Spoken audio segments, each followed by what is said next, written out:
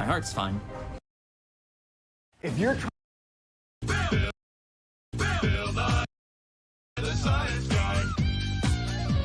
Christ is king.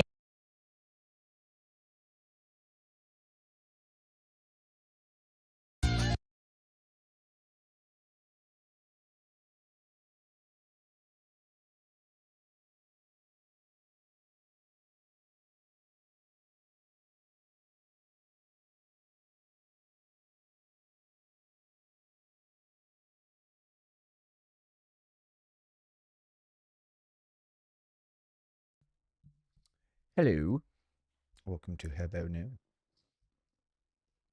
On this episode, we're gonna touch in on something that just popped in the feed, popped in the algorithm. Well, Candace Owens just noticed that she into a lot of. Give me 1 second.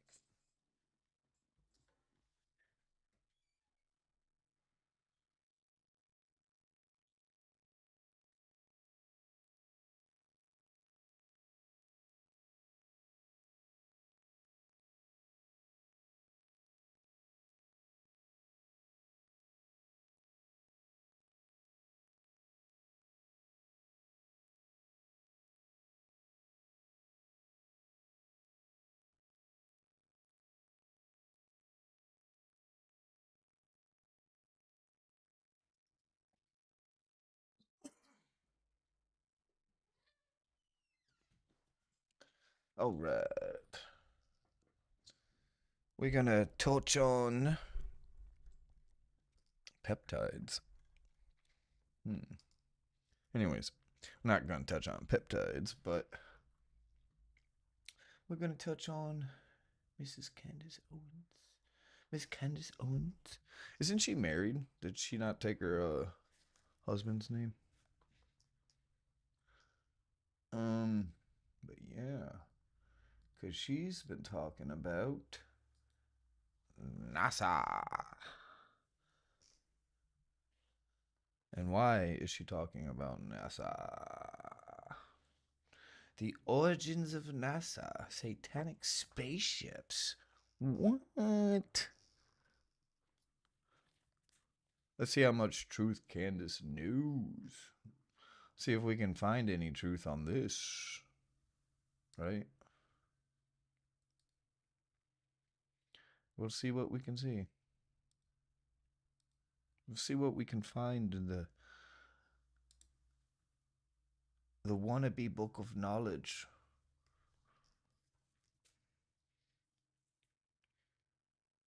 I guess it is the book of knowledge. Maybe it's all the books, and you have to have the certain key frequencies to unlock certain passages.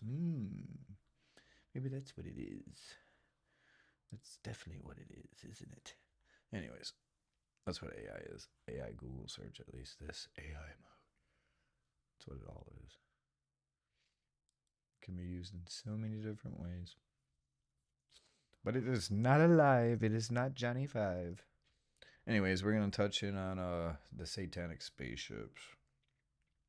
And as you guys saw in the thumbnail, why is Ozzy Osborne got to do with NASA and satanic spaceships? Well, that was Ozzy's Prince of Darkness that he knew about, or I don't know, we're going to touch into it. He either knew of him, of course he knew of him. I mean, he grew up in Europe. They both grew up in Europe, right? We're going to touch on this, though. So. Christ is king. Christ is king, everybody. Let me know down below if you believe in that. I don't know if she's being sarcastic. I don't know if she's being legitimate when she says that. What do you guys think? Is she being facetious? Christ is king. Is she being sarcastic? Or is she being for real, for real? OMG. Well, I used to watch Bill Nye when I was a kid. When I was a wee little one. You guys buckle up. What I'm Buckle up, about butternut. to tell you, you're not even going to believe me, but you can just research this. You don't even have to go down a dark hole on Reddit. You can just Down a dark hole on Reddit. I don't know what that's supposed to literally mean. open Wikipedia. It is I wouldn't trust Wikipedia or Reddit for like true sourceful information. so in our faces, and yet we don't learn about this. And now I understand why they are very upset with me. So you may have heard of a man named Aleister Crowley. If you have, Look at this guy.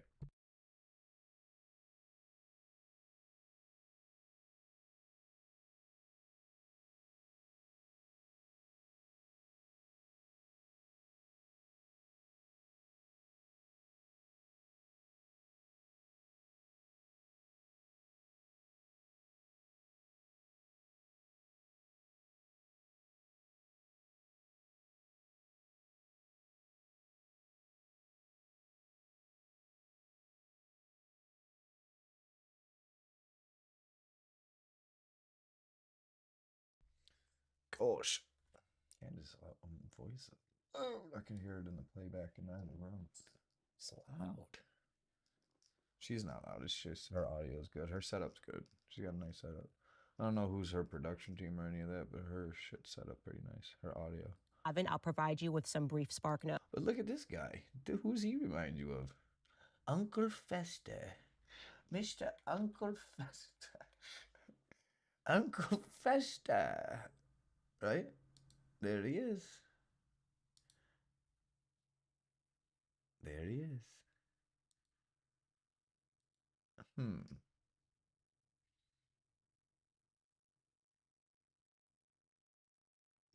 Is this where they got the idea from?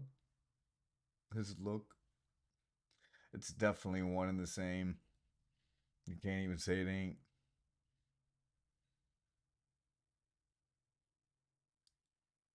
Anyways. So it's Aleister Crowley. He's got the pyramid and this. Was an Englishman. He was also a drug abuser. He was. Let's go back to that picture real quick, see if there's anything else here. Let's see. What book is this? Well, maybe we'll find out. Spark notes. Aleister Crowley was an Englishman. He was also a drug abuser. He was a bisexual who is credited with heavily. Well, drug abuser. Isn't everybody on drugs? What is a drug?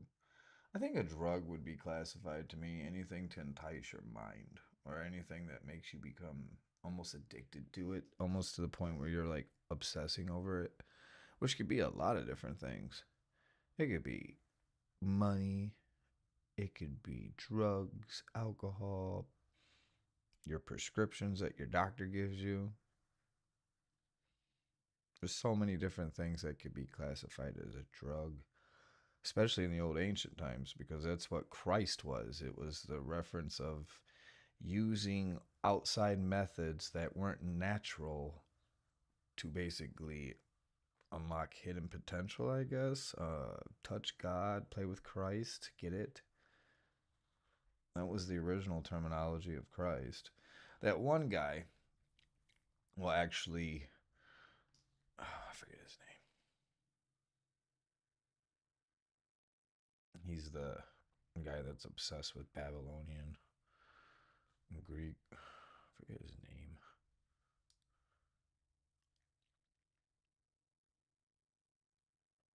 Anyways, I don't think about him, so can't remember his name.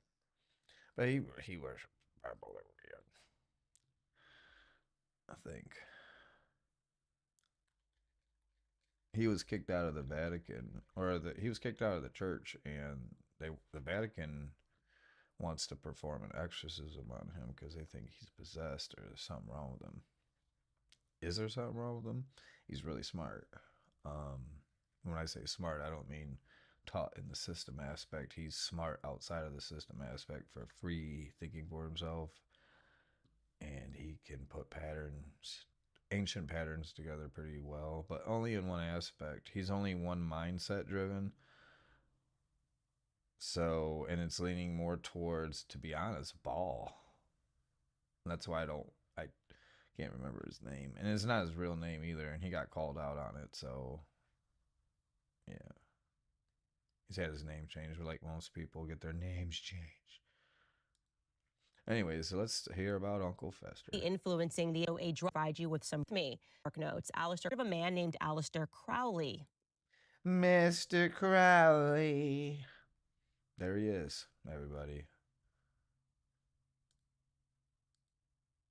And yes, they are one and the same. This is who Ozzy sings about in that whole song. If you haven't, I'll provide you with some brief spark notes. Alistair Crowley was an Englishman. He was also a drug abuser. He was a bisexual. You could probably believe. Let's listen. Who is credited with heavily influencing the eventual counterculture revolution of the 60s in America. Free love, free love. Yeah, that book, Chaos. Things got weird and satanic in the 60s in America. That book, Chaos. Let's look that up real quick. Chaos book.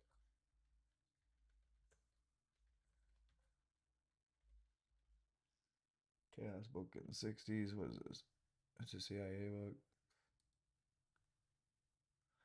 Charles Manson, the CIA, and the secret history of the 60s.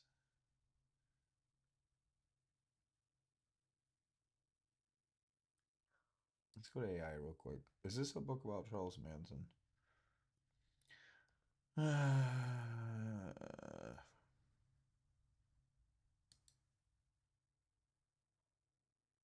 What is she talking about? Because this is talking about a book in 2000, Operation Chaos. Title refers to the real covert CIA program, Operation Chaos, which conducted domestic surveillance on anti-war activists and countercultural groups during the late 60s and early 70s. Is that what she's speaking of? Yeah, that book Chaos. Things got weird and satanic in the 60s. Is this what she's talking about? Operation Chaos?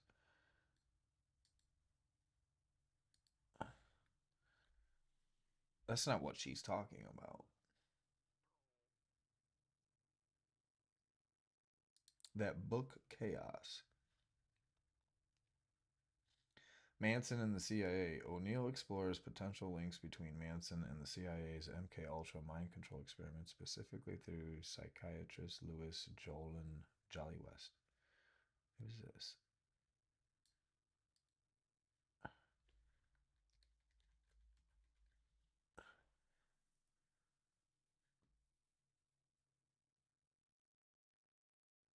Prominent American psychiatrist, educator, and researcher known for his expertise. Look at him.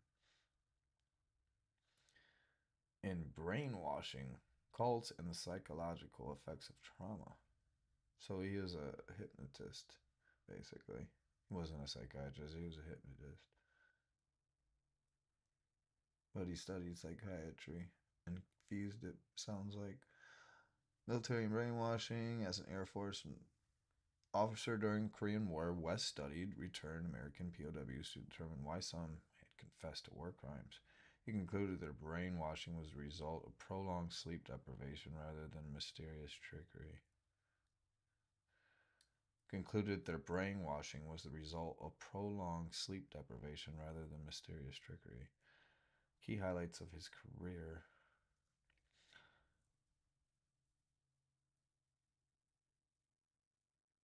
Confessed to war crimes. It's called guilt. People don't like to live with guilt, of shame. Brainwashing.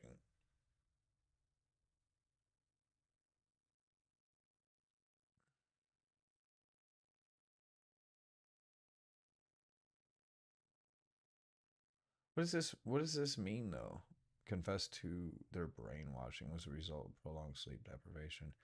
Yeah, it causes you to just basically tell the truth.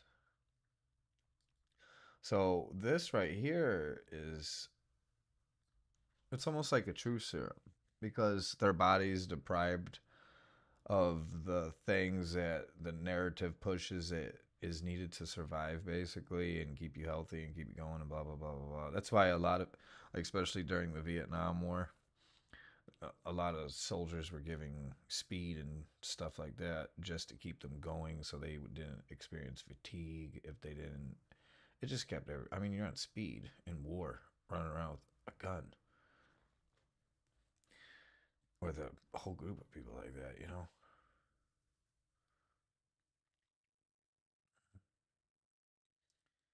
MK Ultra, West was a major contractor for Project MK Ultra, the CIA secret mind control program. He conducted experiments using LSD, hypnosis, and other dissociative techniques to see if human memories could be replaced or behavior could be remotely controlled.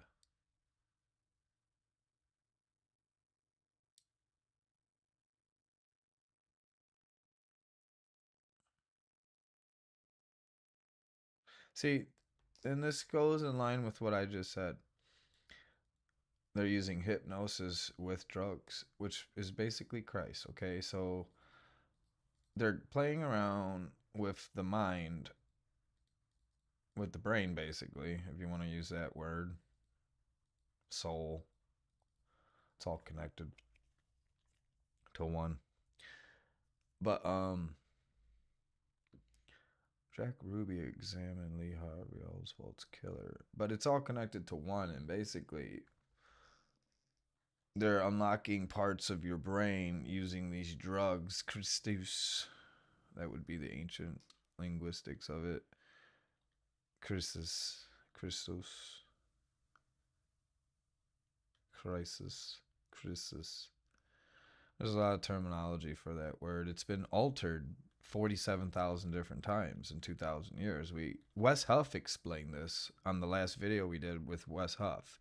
He literally proved by canonization that Christ is, by the canonization of the Church and the Vatican standards of what gets canonized and what doesn't, or whoever controls the narrative for Christianity, Wes Huff himself proved that because it's been reliterated 47,000 different times in just 2,000 years alone, means it gets changed every 5 weeks.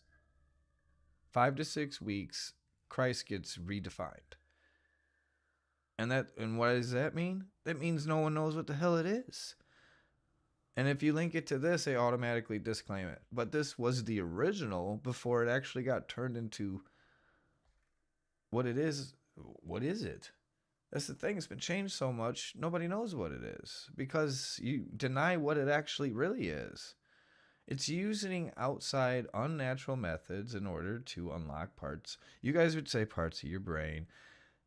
And then it's basically to play with Christ or God or the nomad or whatever you want to call it, your subconscious.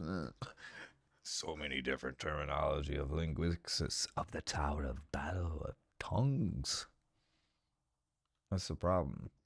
There's too many. You should just label stuff one way, have a slight description of it so you can understand it very quickly. That's it. No. Instead, we have the Torah and the Talmud that literally defines that every word should have 2 separate meanings to each word. That's what causes confusion. That's chaos. Sorry that chaos isn't permitted. That's where it first starts. That's reality. So let's go back here. Well, let's go back here real quick because she brought up the Book of Chaos. And what does she mean by the Book of Chaos? That Book of Chaos, things got weird. Did she just read the book? Is she talking about just this book? She must have read the book, this little book. Okay. So basically what she's talking about is all this stuff. I want to get back. All right. Let's go up, bro. Actually, you know what? Let's go forward. Let's go back here. Despite his size of covert projects, West was also a vocal civil rights activist and his opponent of the death penalty. He participated in sit-ins with friend Charlton Heston and traveled to South Africa to testify on behalf of anti-apartheid prisoners. West passed away in 1999 from cancer. Though his son later revealed he assisted in his father's death to end his suffering.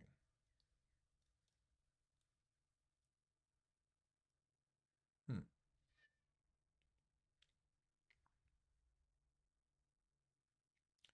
And there's a lot more to it if anybody wants to dig into this. Where to buy the book? I'm not trying to buy no book.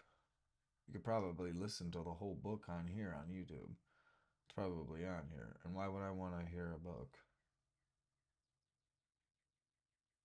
The thing is if the book went through the publishing industry, especially in the time that book came out, they let it out for a reason.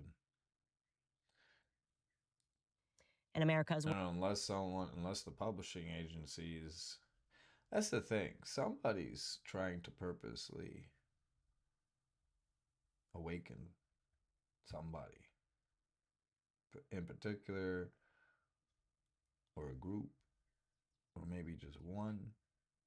where this Englishman, Aleister Crowley, eventually moved. But what he is most famous for is black magic. He was an occultist who pledged his allegiance to demons. Whose name? For Crowley. is black Aleister magic. Crowley. He was an occultist who pledged his allegiance to demons. He believed that he could summon demons, okay? The story goes that when he was 13 years old, he read the book of Revelation in the Bible, Looks like and Jack he the became Ripper, doesn't he? inspired, not by Jesus Christ, but by the seven-headed beast that is ridden by the whore of Babylon. So in case you are somebody that's not familiar with the Bible and Revelations, they talk about this seven-headed beast that rules over every tribe and people and tongue and nation, okay? So it's satanic. It's a satanic beast. When Aleister got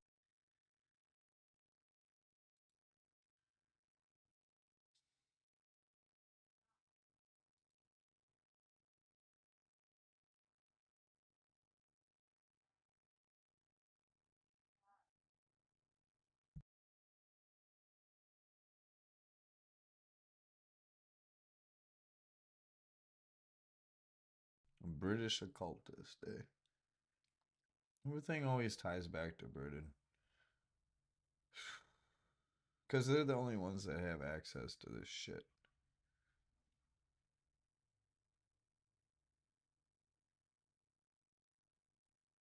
Kind of looks like Piers Morgan too, don't he? Just a little bit. Look at this. They kind of have the same kind of. Well, not necessarily, a little bit. Slightly, not too much, but slightly. All right, let's get out of this because my computer's acting funny. See, starts acting weird, and it makes no sense because I have a really nice system. And it's just this page. It's no other page because I'm running a stream, and you guys can see I'm fine. But why isn't this? Exactly. Let's turn the quality down on this. It's already at 720. See what I'm saying? Maybe that's what it is. Let's turn it up.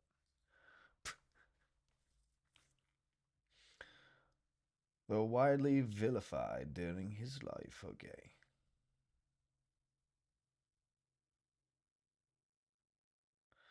Counterculture icon, Sgt. Pepper's Lonely Hearts Club Band album. Jimmy Page, David Bowie, and Ozzy Osborne have cited him as an influence. See? David Bowie, too? Jimmy Page.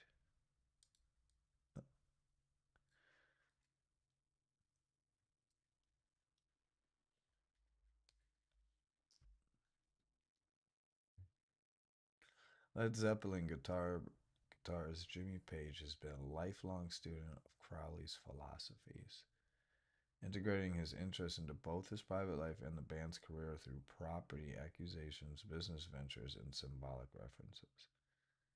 Page purchased Boleskine House. Oh, he's the one that bought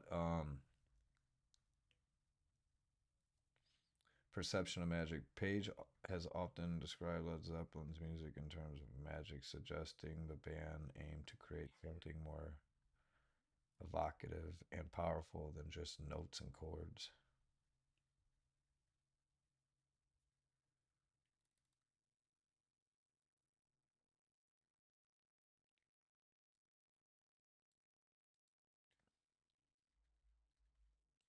David Bowie just passed away. He's not. I don't think any of these guys are around anymore. All of them are gone now, aren't they?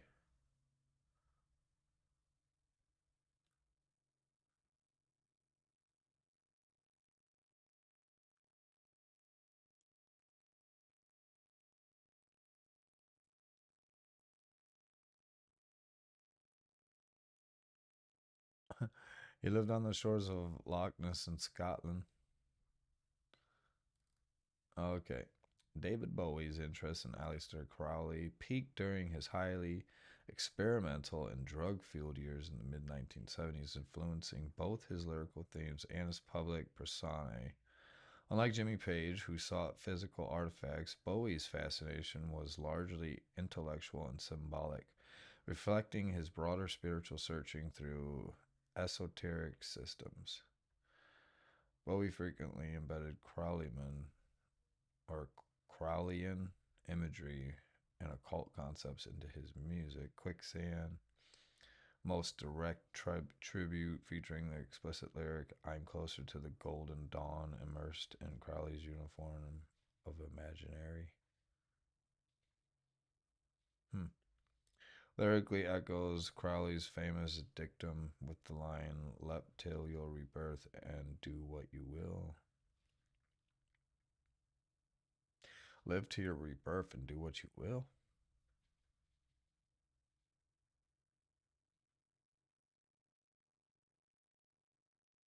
Hmm.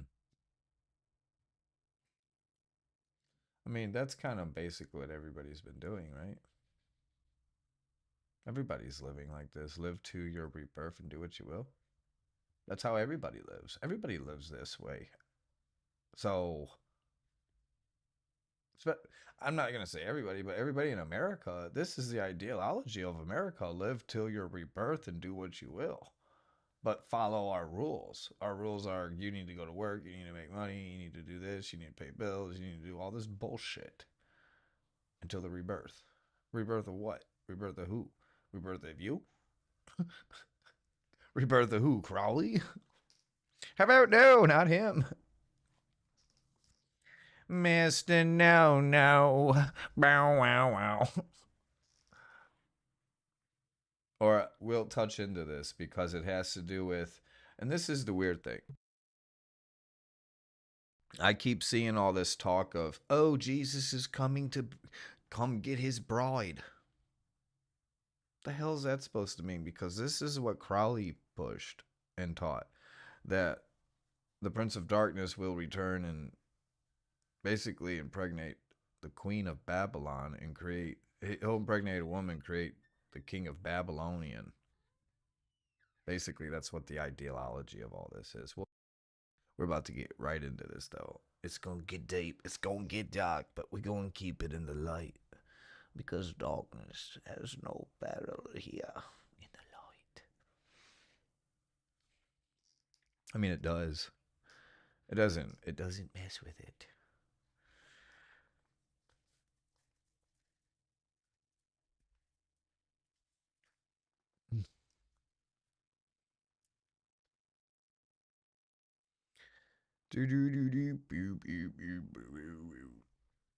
Okay. Quicksand. This is Station to Station. Bowie describes the title track as the closest he came to writing a magic treatise. Contains references to white stains, a book of Crowley's poems, and the Kabbalistic journey from Kether to Malkuth. During his residency in Los Angeles in 1975, Bowie's occult interest took a darker paranoid turn, exacerbated by heavy cocaine use. Yeah, see? More drugs, more Christ being used.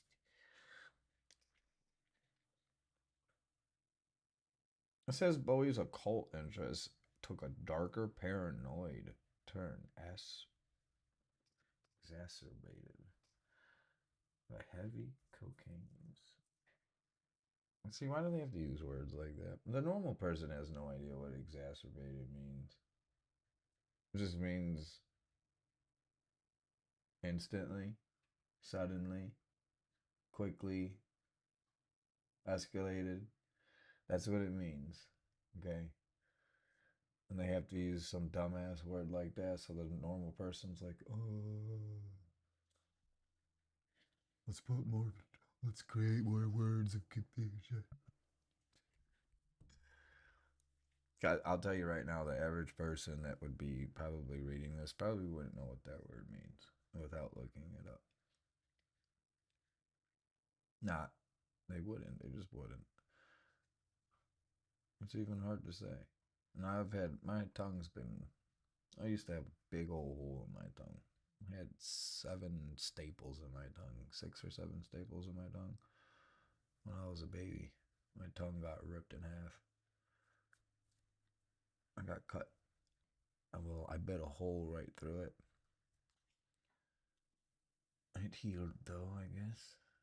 I used to be able to put my whole finger through it. Anyway.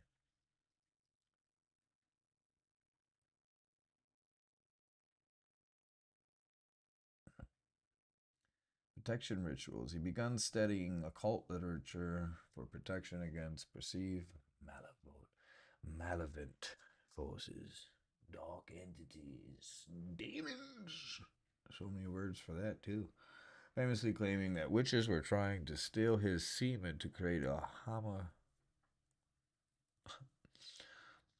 Women were trying to steal his semen? I mean, he didn't get paranoid. That is a. It could be paranoia. For him, it could be paranoia, but at the same time, it's got a little truth to there, you know.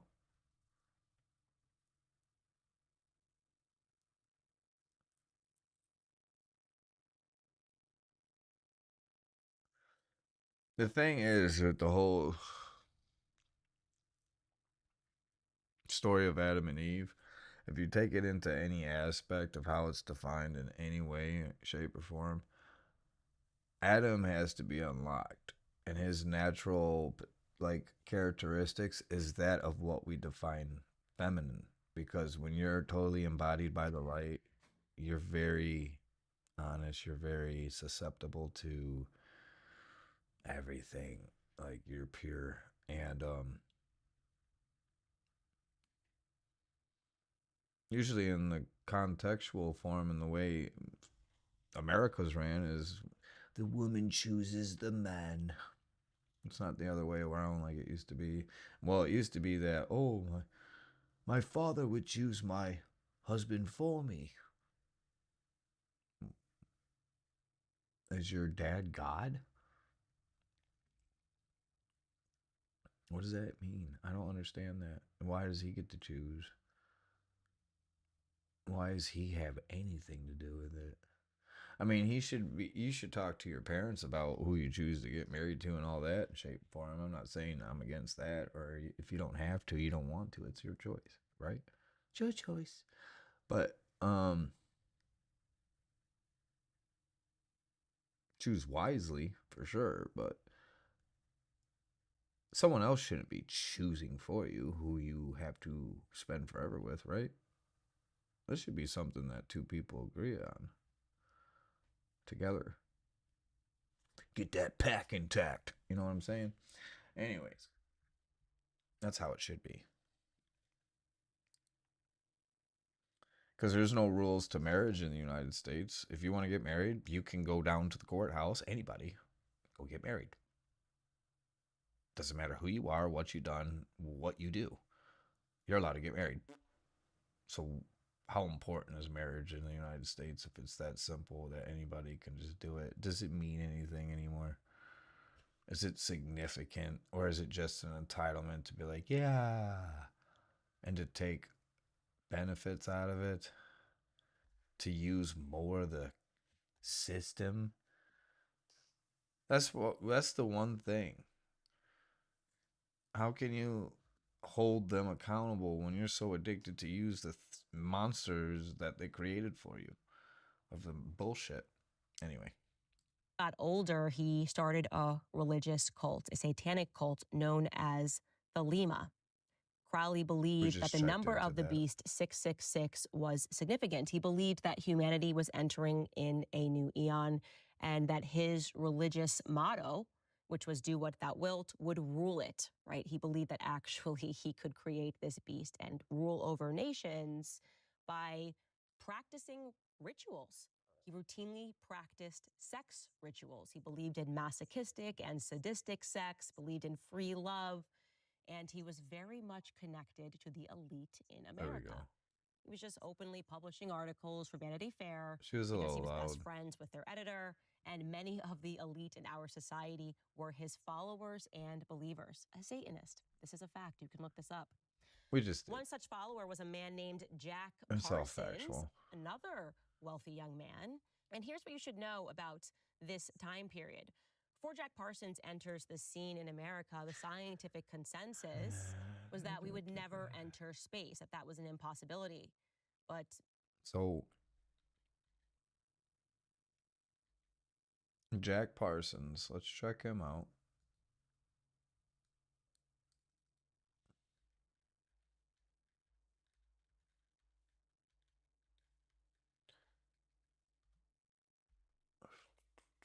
I don't know why I opened a new tab. What is he holding there? A bomb? Is that a bomb? What is that? What's he got there?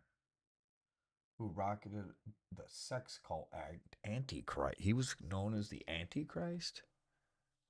Jack Parsons is known as the Antichrist who rocketed us to space, part 2.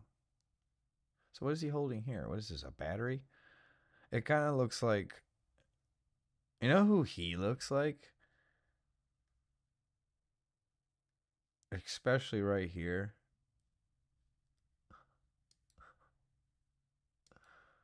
It looks like Tony Stark's dad, doesn't he?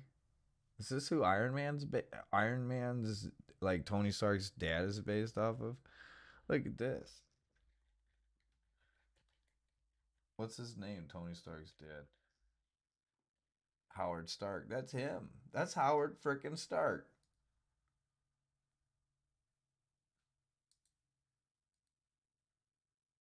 See how everything has another adaptation to it? This is legit Howard Stark. Howard Stark, well, they're not the same person. What I'm saying is this right here is definitely, this same scene right here is in one of the Iron Man films. Or one of the films, Captain America, wherever they show Howard Stark at.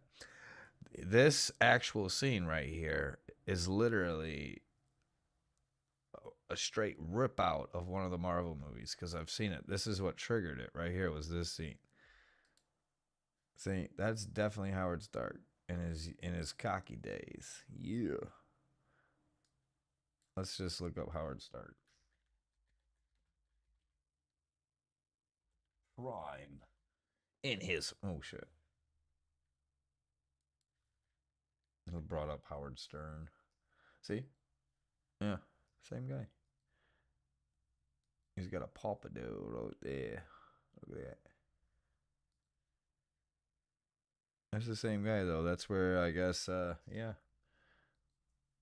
Let's see something real quick because when was he created? Date of birth 1917. These two, this is really weird now.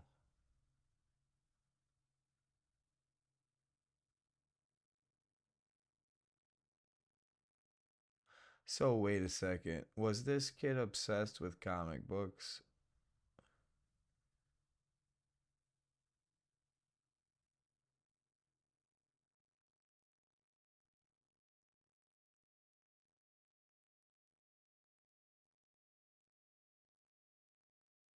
Don Heck and Archie Goodwin. This is really weird. October 2nd, 1914.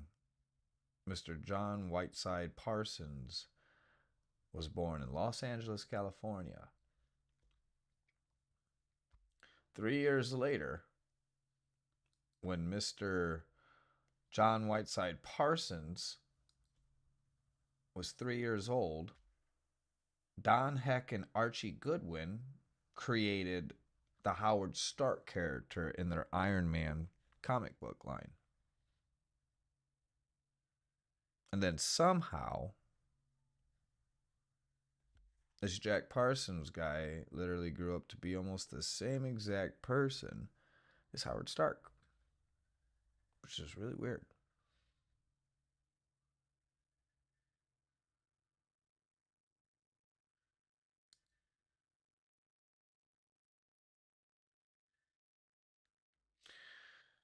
Is a character appearing in American comic published by who's he written based off of, though?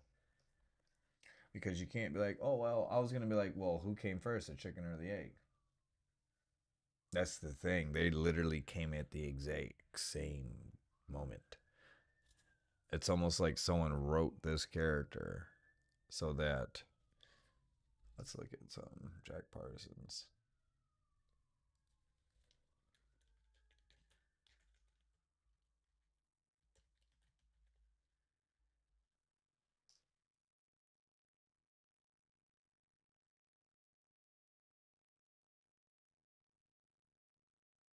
He loves science fiction. These magazines were his primary escapism, foundation for his future career in rocketry.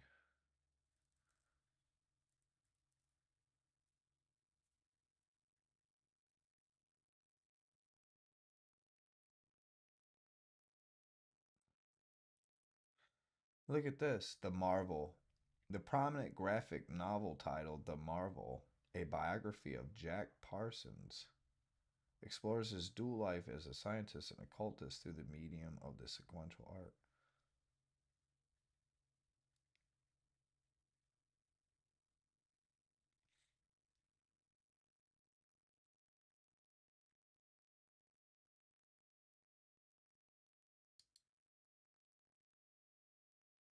His birth name was actually Marvel Whiteside Parsons. So Jack Parsons' real name is Marvel. And now Howard Stark,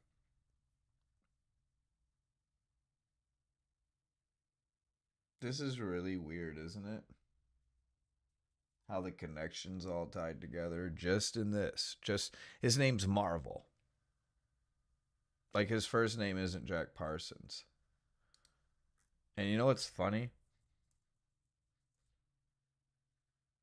It doesn't tell you anything about that until you actually ask about his childhood. And it's like, well, his real name's not really Jack. His name's Marvel.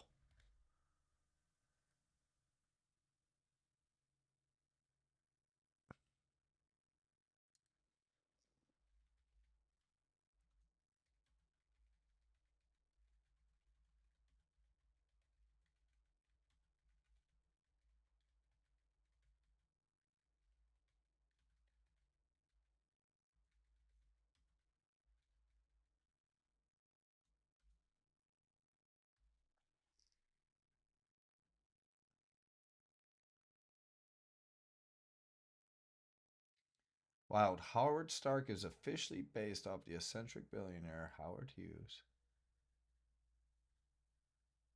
Is an American aviator, aerospace engineer, business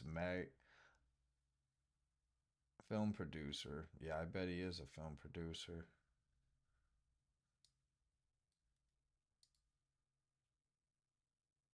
I want to look this guy up.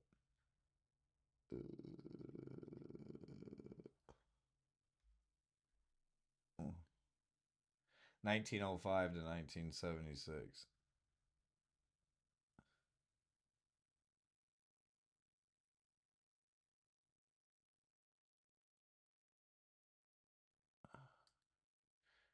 Hmm.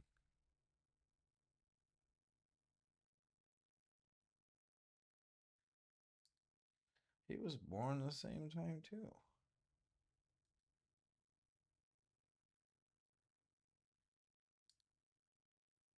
That doesn't make any sense what it just said.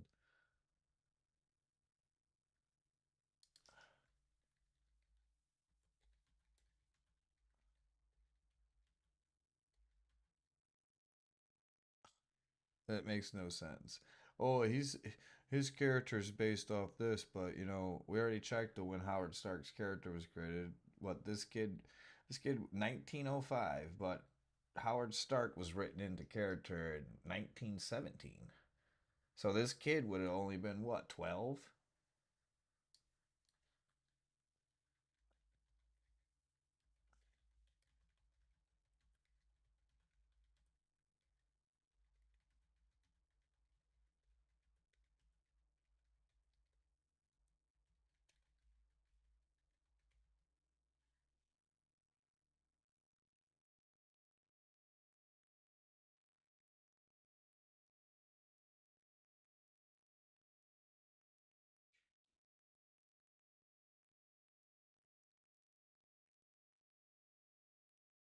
We just looked this up.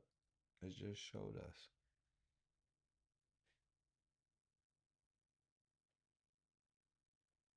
That's when he first appeared in this.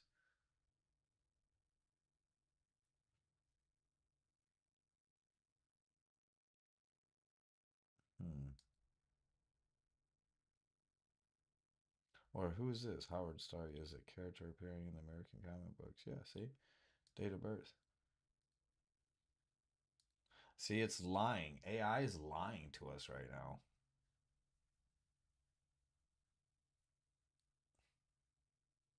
Let's just copy this. It says see right here, 1917, August 26th. AI is lying right now.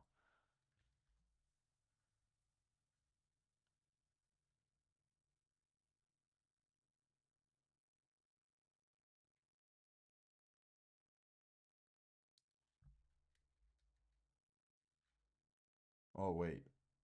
We were asking it about what's its face, wasn't it?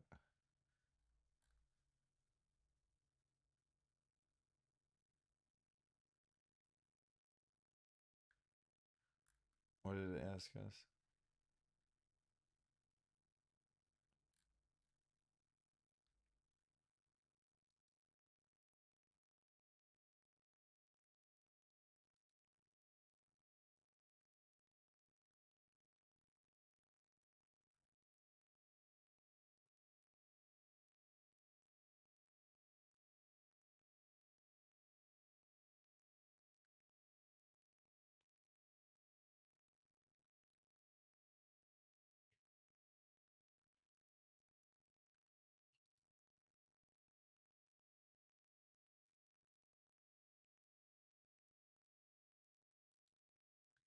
Wait a second.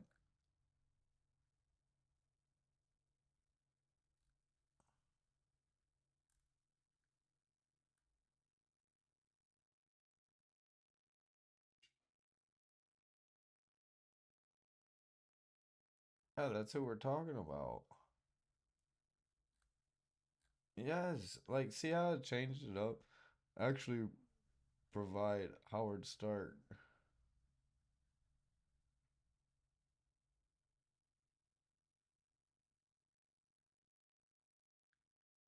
No. Why are they trying to say that? Wow, Jack Parsons was born Marvel Whiteside Parsons.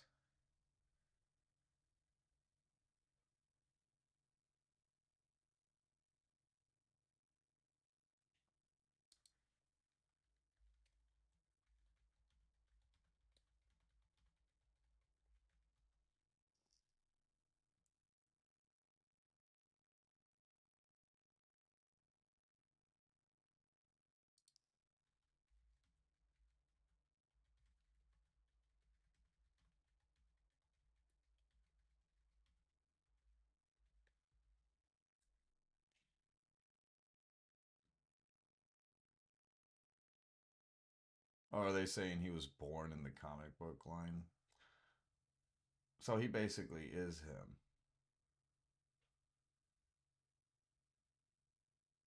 So how does Stan Lee tie into all this shit? Or actually, no, wait. It's not even Stan Lee, it's this guy. It's these guys. Here, let's get out of this because it's already acting weird. He's more tied. He's not tied to the other guy. He's tied to this guy. So they lied about who they based it off of. It's more tied to this guy. So Marvel lied. Marvel said that they created it based off the other guy, but it's more this guy. And it's more of like almost a combination of the two people. Because this guy actually created rockets and stuff and did he's more defined as being the Howard Stark character, especially if you look at who Howard Stark is, especially in the movies of Iron Man and shit. He fits more to this character of Marvel, what does she call it? What's his name? Marvel Park.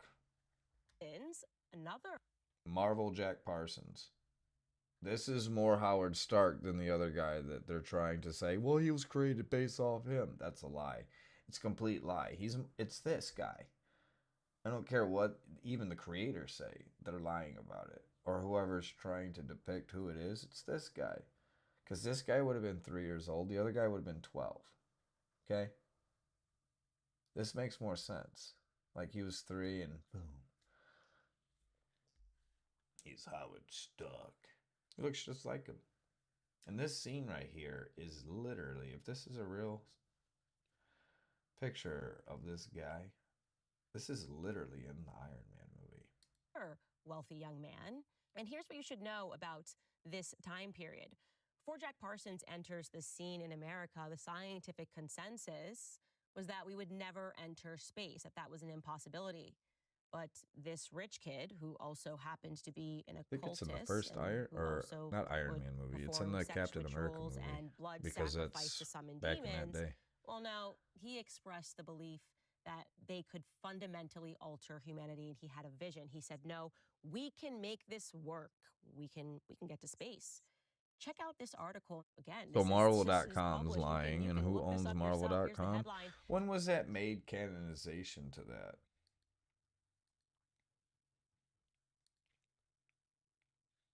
Sex, rocket science, and Satanism. Meet NASA's real hidden figures. And I'm going to read you directly from this article because it's so unbelievable. My jaw was on the floor. I'm skimming through it because it's way too long. It would make this show forever, but we will link it, and you absolutely must read it.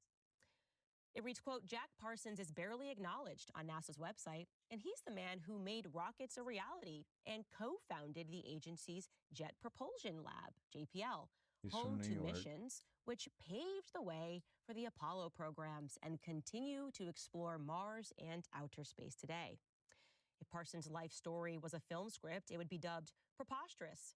He invented jet propulsion technology in the face of industry-wide derision that rockets would never exist, but was also a senior figure in the occult 1998, and invited L. Ron Hubbard, yes, L. Ron Hubbard of Scientology, into his confidence and 1995. riotous sex parties.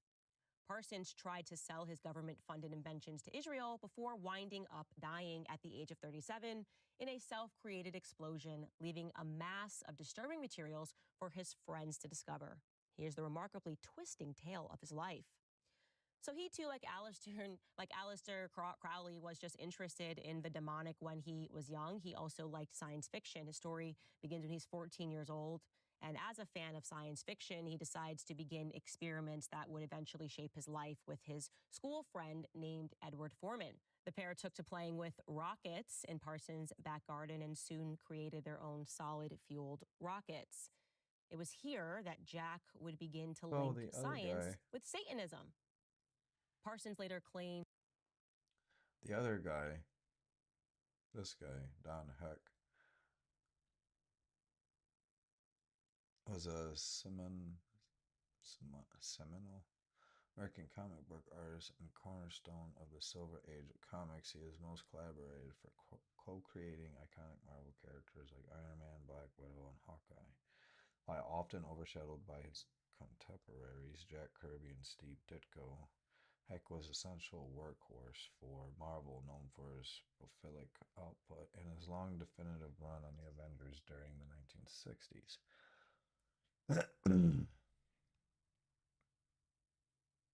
Heck took over from Jack Kirby as the primary artist on the Avengers. He is basically just the cartoonist and artistic stylist. he brought the characters to physical view from reading view, right? But this guy is the Archie Goodwin.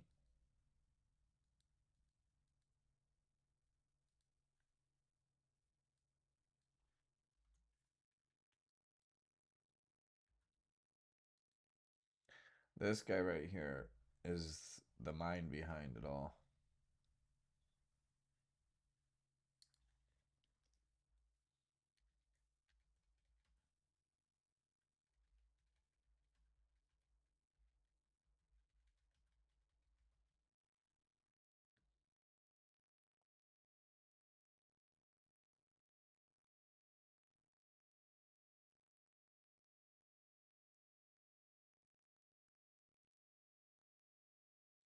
Introduced primarily to establish Tony's troubled family history and his father's roles as a ruthless businessman. In Avengers, it was revealed that Howard was a scientific genius who built secret government defense robots during World War II.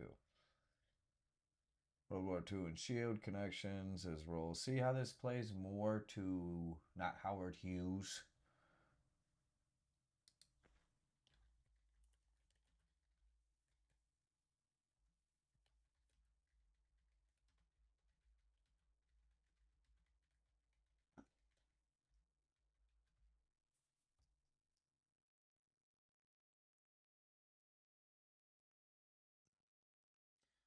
Who claims this? Just Wikipedia?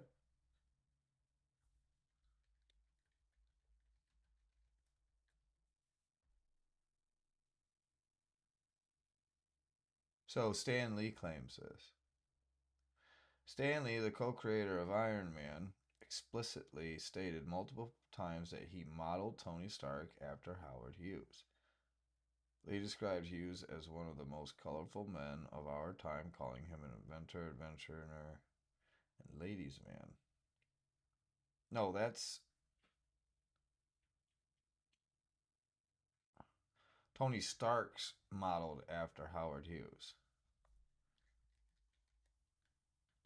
See how they're deflecting?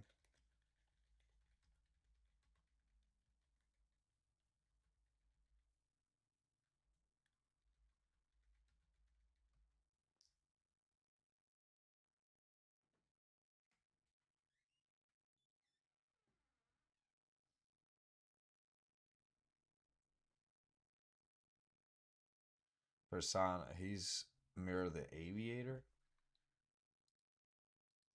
Who created this shit? What is this? I've seen the movie. The movie's a good movie. It's a decent movie, I guess.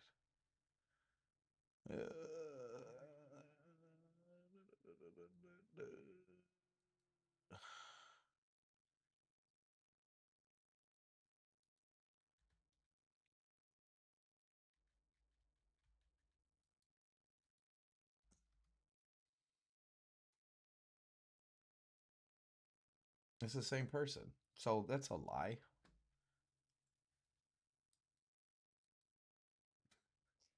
Yeah, AI is stupid. We know who this guy is. It's literally who she's talking about. This is who Howard Stark, Tony Stark's father, is labeled after, okay? Here's Mr. Howard Stark. And, okay. And it's funny because it finally admitted what's his name again? I keep forgetting his name because it's not his real name. Soon created their own solid-fueled rocket. What's his name? Jack Parsons? Jack Parsons. Boom. This guy. His name's not Jack Parsons. For some odd fucking reason, his name is Marvel Jack Parsons. That's his real name that he was given to at birth. Just a coinkydink, a whole comic book line's named after this dude's original fucking name, right? That they hid from you guys. Because this is his real name.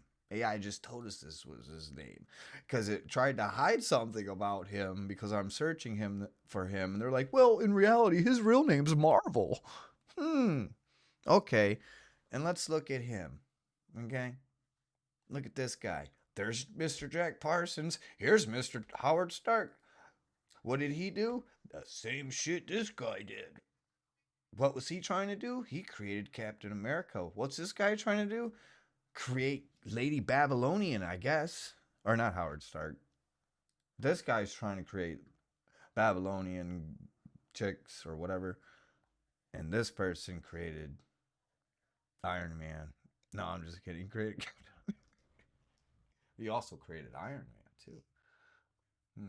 And then them two went at it. Remember Civil War? It's weird how all this shit's tied into each other, isn't it? Rockets. It was here It's because the movie industry knows about this because they partake in it.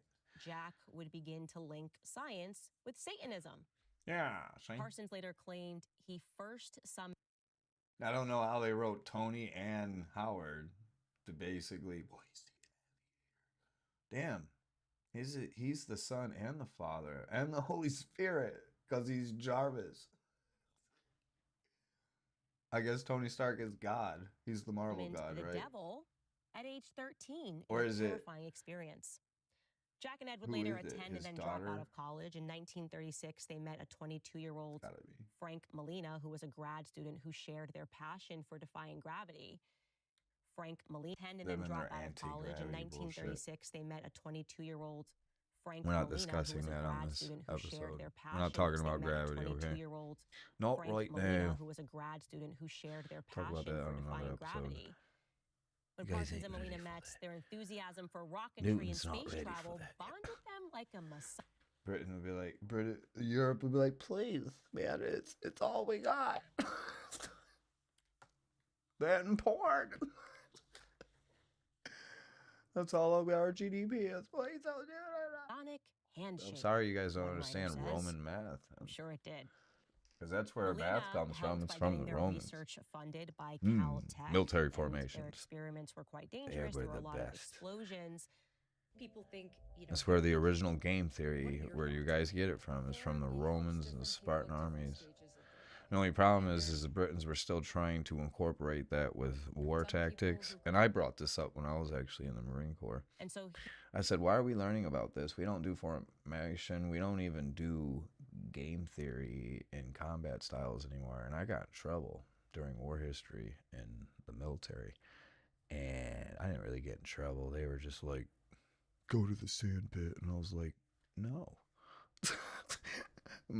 We didn't go. No. I asked a legit question. Why are we learning about this shit? he and his And the British learned real quick when they messed around with the Americans. And go see it in that movie, The Patriot.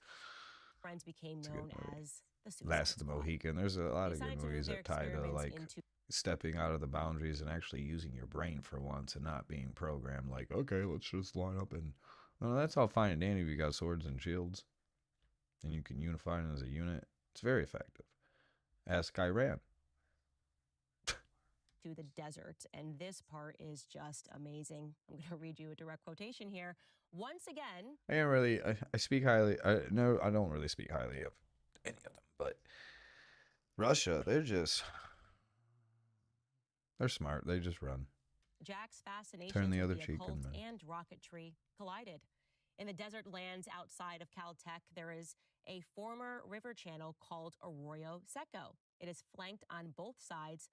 You guys were really smart after you got like Napoleon should have did this too, but you guys were too dumb to realize how much agriculture would have been a thing and food production would have been a thing. And when he got the Russian army to basically retreat, and he conquered Moscow for a couple days, but he had to leave.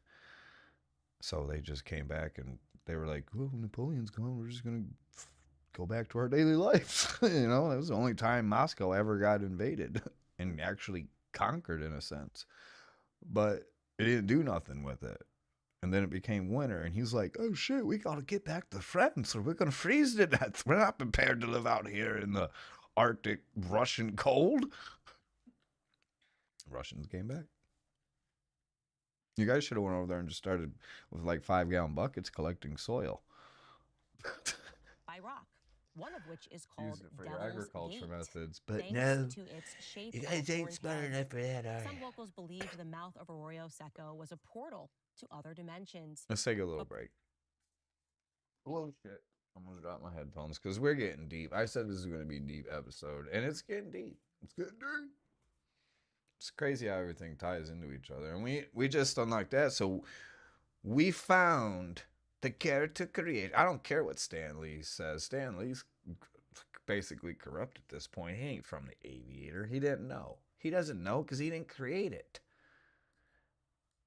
Well, people are asking me who Howard's, or he just pulled it out of his, well, he's the Aviator. Well, he can't be because Tony's the Aviator. Get it? So it's not Howard Stark. It's weird how they're all connected very closely to each other like that. And his birthday's very close to, it's 3 years apart. That's it.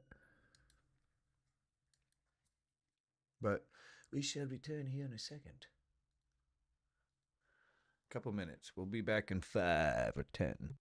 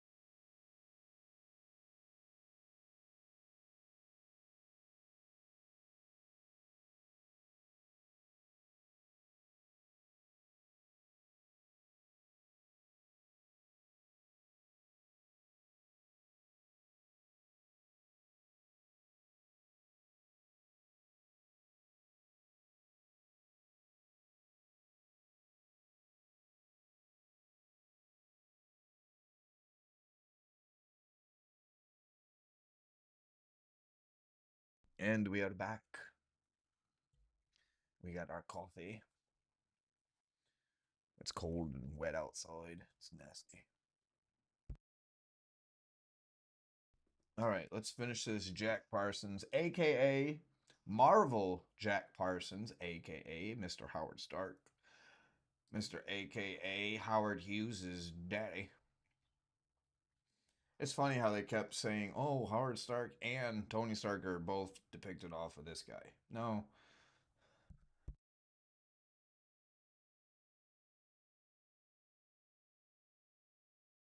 In reality, he's depicted off this guy.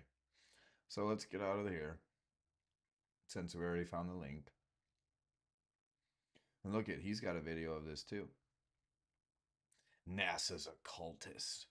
This is him. Look, he has his own comic book. How old is this?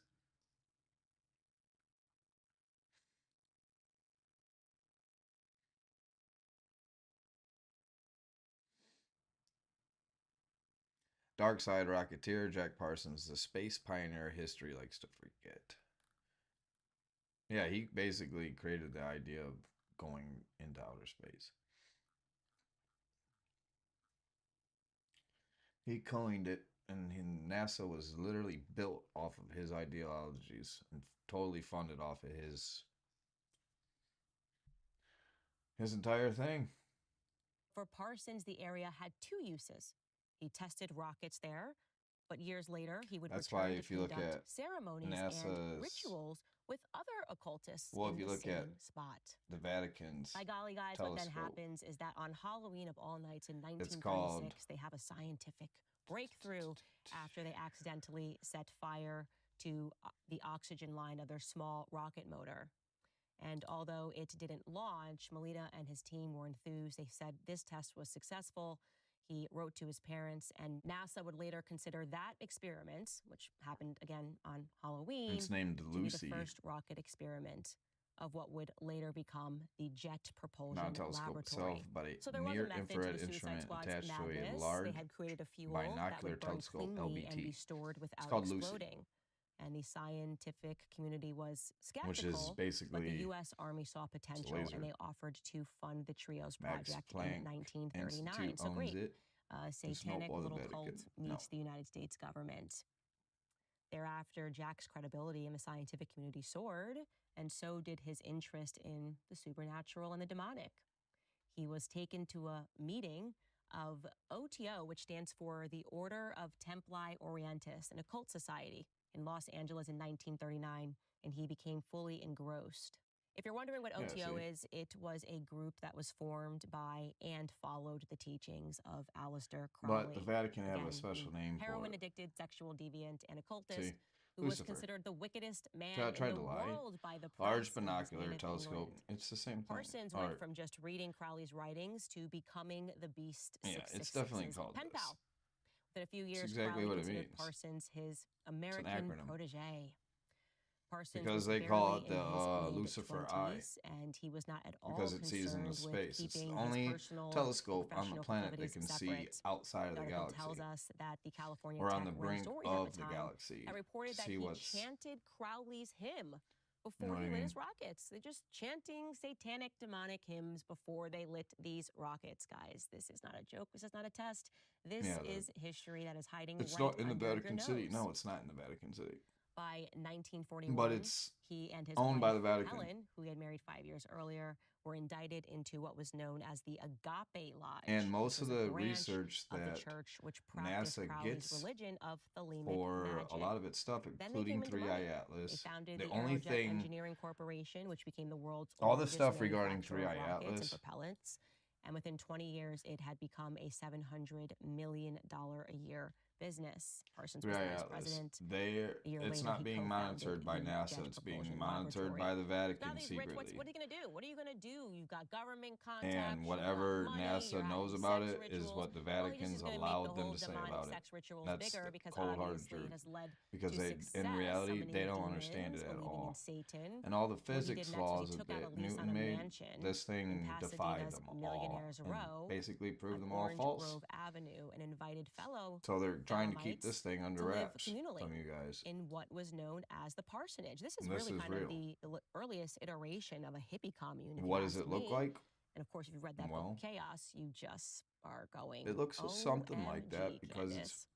So what did they do at the it's been parsonage? Well, the written parsonage before had 10 bedrooms. in history. But its greatest asset, It's for the Parsons Hopi at Blue least, Star. according to this article, was its additional 3-bedroom coach house, which became an agape lodge. The commune was self-sufficient, And here it is right maintaining here. allotments and livestock to This is eat Three Eye and use Atlas. for blood rituals. Those were the Oh, the tame Hopi events. The blood prophecy. rituals were the tame events that unfolded at the So the parsonage. Hopis, The in residents reality, of the since Orange Three Eye Grove Atlas made passed, frequent because this is complaints to the it. police And about this is loud also music, drug taking, and the the naked same as pregnant the women Morning that were Star. dancing through fire in the See, garden. This is totally normal Lucifer, stuff, guys. Morning It's Star. just, coming It's up all with one and the NASA same. and jet propulsion. You sometimes got to have a naked It's all the same. before he lit his rockets. They're just chanting satanic, demonic hymns before they lit these rockets, But guys. yeah, This is not a joke. This is not a test.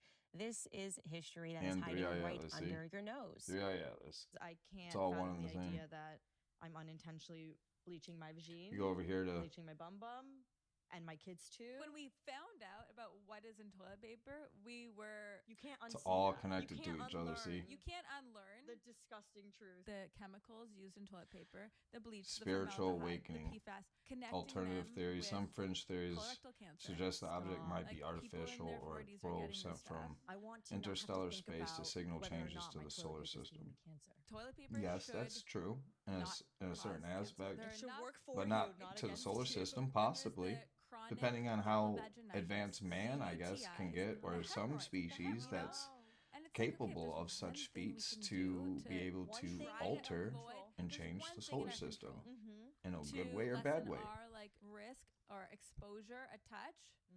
Our intrusive thoughts. Why not just a better toilet paper? Totally. It's a Right? no-brainer. Spiritual Toilet paper awakening? should be a no-brainer. Definitely. The amount of things you have to do with your 2 kids under 4 years That's why old. everybody I is don't need another thing on the list. Don't need aware, another thing on the list. Get it trying to show up. become By the fully way, awakened My husband through loves it now. awareness. He gave me grief for not I bringing tell a it lot of to Miami. people They online can't go through anywhere chat without their feeds and pan paper. stuff. You should have pre-ordered. Being I'm all aware in, and being baby. awoken are two different things. If you're aware looking for stuff, you're not awoke. You're not awoken. You're not As Ohioans bestowed face with rising costs, the we gift need a of, proven I guess, conservative being fighter awokened. who will cut taxes That's what you and call create it. jobs. America First Conservative Action. By Let me 1946, pause this real quick. Mr. Crowley. engrossed. So you're not woken. You're just aware. And your brain's looking for truth, basically. Your mind's looking for truth. Your brain, your mind, your soul, whatever you wish to call it. Whatever you wish to call whatever you think is inside you searching for the truth, I guess. Because that's it, right? You need to know the truth. And your body's craving it, it seems like. And other people are deflecting from it. That's the reality. Either they're scared of hearing it or whatever the case may be. They just don't want to accept it. Some people are so diehard into other realities, they're just like, whatever. And some people know about all they actually know about it, so they're choosing to lie about it and be like, yeah, well, I do it too. I just don't do it like everyone else does. I do it secretly, but I live a normal life that everybody else sees. That's kind of weird. Wear them masks. Wear them Legion masks, like that one guy. For he is one, but there is many, dwelling within the one. But now there is many, wishing that they were connected to the one, I guess. Is that what it is? Is that what it really is? But yeah, all three of these are connected together. If anybody would like to dig into this, here's your connection. You have science, you have prophecy and history, which is literally the Hopi tribe. This isn't religion. This is just what they saw and recorded in their history. And then you have scientific research, you have religious research, and you also have historical ancient cave writings, basically. And you have 3 different ways to tie all these together. See that?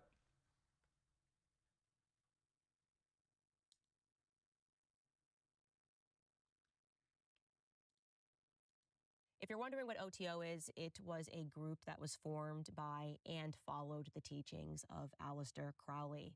Again, the heroin-addicted, sexual deviant, and So, occultist who was heroin addicted, sexual deviant. considered the wickedest man in the world by the press in his native England. I don't know if Candace has ever been around anyone who's been on or taken heroin, like actually physically seen them or anyone that she cares about, but it's these people basically get stuck somewhere. I don't know, I've never done it, so I don't know the actual feeling, but I've witnessed it. And their body is no longer connected to they basically don't have the capability of thinking anymore. They're just basically soul and body. The mind aspect has gone out the window, and they're just soul and body at that point. They don't have any thought process, which means they can't control their physical body anymore by actual using moral judgment, because they don't have it anymore. It's gone. It doesn't exist anymore. You basically, when you do heroin, you shut your brain. You're killing your brain. You're destroying your brain. And they'll literally say, well, you're destroying your brain cells. Yes, you're destroying your mind. You're disconnecting your mind, body, and soul. You're disconnecting the mind part of it from your control of the other two. And you're like, well, some people do it because they do it. And she's Parsons talking about went it. from just These people were using heroin, I guess, who was they're basically mixing sexual deviant. Anything that's related to sex is ball related, okay? Because ball is literally is the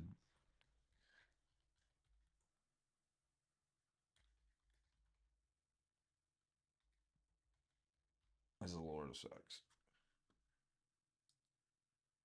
It's a fertility god associated with rain, storms, and reproduction. That's why everybody's like, "Oh, I love having koi koi during rainstorms. It's so soothing.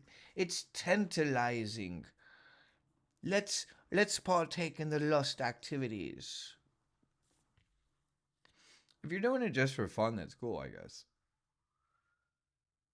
Don't do it to like achieve something from it, though. If you do, then you're getting that achievement out of sin. That's why a lot of relationships fail, because they build it off sex. Does that make sense? It makes sense. And the sexual connection is there, but nothing else. And a lot of drug addicts are like that because they're disconnected from reality anyway, so they use drugs or whatever, illegal drugs, whatever you guys want to use as your method of ignoring, I guess. Using that to connect with another person, and then it leads to sex. I guess it's a double negative then. So, yeah.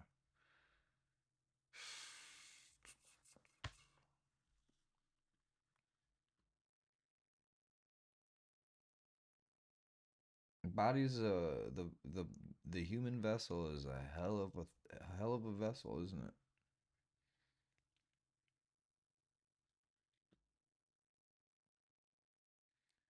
Which were intended to secure. It's basically the same thing. So they're basically worshiping Baal and Moloch. considered the wickedest man in the world by the press in his native England. Parsons went from just reading Crowley's writings to becoming the Beast 666's pen pal. Within a few years, Crowley considered Parsons his American protege. Parsons was barely in his mid-20s, and he was not at all concerned with keeping his personal and professional proclivities separate. The article tells us that the California Tech ran stories at the time that reported that he chanted Crowley's hymn before he lit his rockets. They're just chanting satanic, demonic. So, what were they chanting? Concerned with keeping his personal. In the military, professional they do proclivities separate. cadences. The article tells us that the California Tech ran stories at the time that reported that.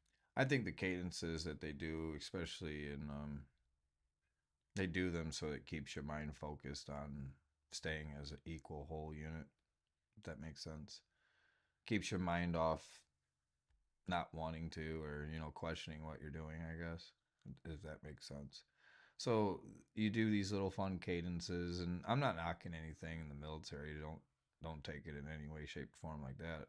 I'm just explaining why I think certain things and tactics are used, especially in like basic training. For instance, it encourages the unit to move as a whole and it uses like it's for formation, organization, and create a melody, basically harmonic melody, like a river. That he chanted Crowley's hymn before he lit his rockets. It's game theory, basically, but it's got rhythm and music added to it, and that's what I think made America like so unique, because we really started incorporating music into like when we went to battle and stuff. If I remember correctly, there was an American War with flute. Who was this? Okay, here it is. Yes. This is it. And look at they did it. And it's the same thing as like when they use the horns for war cries and stuff like that. It was to organize. But they only had one instrument to use. You know what I mean? This is different, because if the unit knew which note they were hearing, they knew what to do, if that makes sense. So they were using music to do military formations, if that makes sense. And it got all vigorous, and they were like, I don't know. I'm just kidding. But this is basically what it is. It's military tactics. And the flute's a powerful one, you know, because it's the hidden breath. When you use a flute, you'll set it right here about where your lip is. And when you blow down, you'll kind of like, you'll perch your lip backward just slightly. And then when you blow down, it's almost like you're blowing down and trying to blow into your chin right here. If you can figure out how to do that, you can figure out how to play a flute, okay? So anybody that wants to learn how to play a flute, if you can do that, and I've never played a flute, but that's how you do it. Anyways, I've never played a flute, but I know how. It's exactly how you do it, though. Just chanting satanic, demonic hymns before they lit these rockets, guys. This is not a joke. This is not a test. This is history that is hiding right under your If nose. anyone has a flute at home, or if you're a flute By player, tell me if I'm right or wrong. He and his wife, Helen, who he had married 5 years earlier, were indicted into what was known as the Agape Lodge, which was a branch of the church which practiced Crowley's religion of thelemic magic. Then they came into money. They founded the Aerojet engine. Oh yeah, they just came into money out of their ass. Of thelemic magic. Who?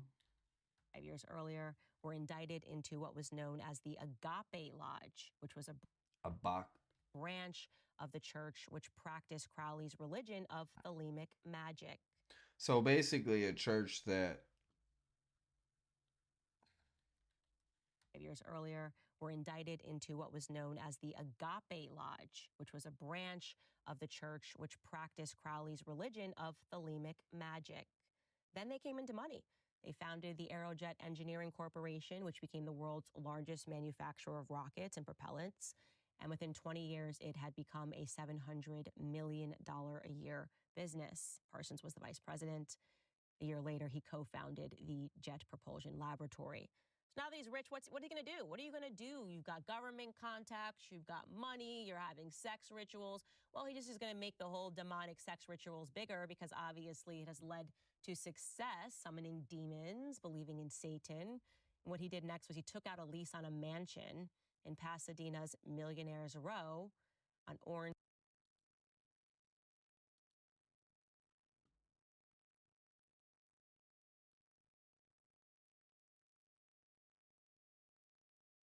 He was called John as well. John Parsons.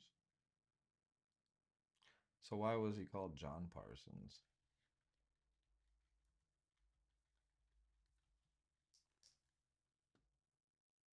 Criminal. It's like it's just a criminal. Is this the same guy? No.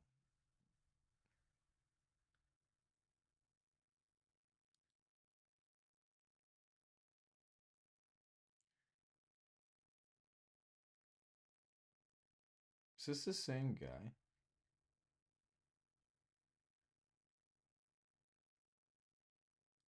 Who's this guy?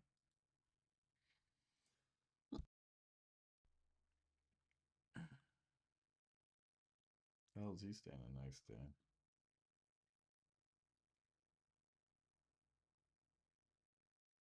I am a professor at Columbia University, physics department in Levi's laboratories.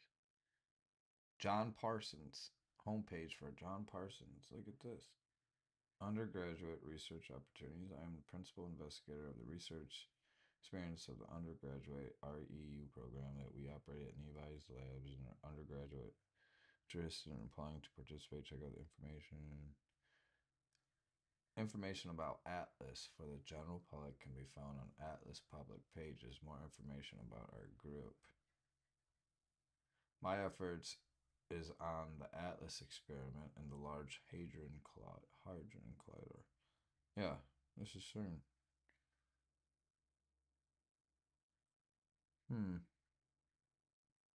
So is this what NASA really is? Because for some reason it just told us that he also went by John Parsons. But look at who Mr. John Parsons actually is. He works at Levi Laboratories in Columbia University. Particle physics. This is CERN.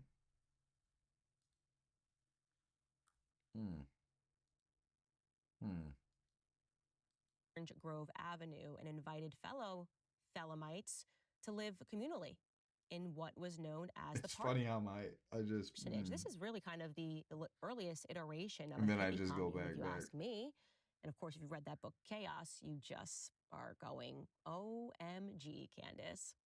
So what did they do at the parsonage? Well, the parsonage had 10 bedrooms, but its greatest asset, for Parsons at least, according to this article, was its additional... See, the thing about Candace, and she's good at putting patterns together and seeing stuff. I would really love to hear more about what she said regarding Charlie Kirk and his time traveling experience, because a lot of people were ridiculing her for that, calling her crazy, I guess. But there's a lot of people that claim that, and I would love to know what she actually knows, because we all know that. I don't think Candace Owens is crazy. I'm not going to say I don't think. I know Candace Owens isn't crazy. Okay? I know she's not crazy. It's not a thought process. I know she's not. She's, like I said, she's good at connecting the dots. Is she actually the one connecting the dots? Or I think it is her. I think it's genuine. That's why she does get into very feelings of sentiment regarding the topic she speaks of. And a lot of times the stuff she talks about is more based on how she's feeling about the situation, which is okay, I guess. You're allowed to express yourself. But sometimes when you're expressing yourself more than giving truth, or talking about whatever you're talking about. I mean, at that point, are you doing it for entertainment or are you doing it for truth? You can have a balance of it, but I think people strive more for wanting to hear real truth than just stories and theories, you know. 3-bedroom coach house, which became an agape lodge. The commune was I self-sufficient, incorporate stuff in maintaining who I personally allotments am and and things. livestock I keep it to short and eat sweet and use because for blood rituals. it's me. It's not Those you were guys. the tame events. The blood rituals were the tame events that unfolded at the parsonage. The residents of the Orange Grove made frequent complaints to the police about loud music, drug taking. Orange Grove made Orange frequent Grove, residents of the Orange Grove. complaints to the police about loud. Orange Grove. I want to keep his name up. I also want to I want to see what the ties in with that Marvel person has with. How did he know to do this, or was he just? How did he know? Unless he knew who he was. Like, what gave him the idea to write Howard Stark into the comic book series?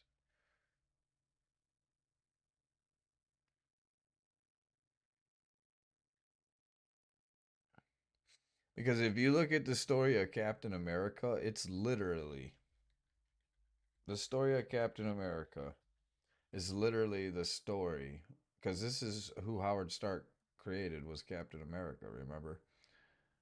This is his creation, and Candace is talking about the occult and what their beliefs are, and this is basically what they believe in. They believe in creating this, but not the way that they showed it in the movie, if that makes sense, where they like took a normal human being and turned it into it, if that makes sense. I think they've been trying to do that for a long time, and if that was a real concept, you would see all kinds of rich people with superpowers. And since that's not happening in reality, I guess that's not reality. Right? That's not something they even have. Or maybe it's just something that our scientists are no longer actual experts of life and they're actual just conspiracy theorists at this point.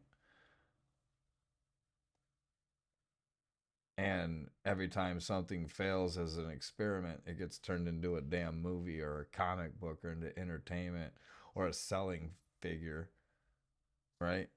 It gets turned into marketing. So in a way, I guess that's the thing too. And that's what they messed up on. They're like, man, why isn't anything working?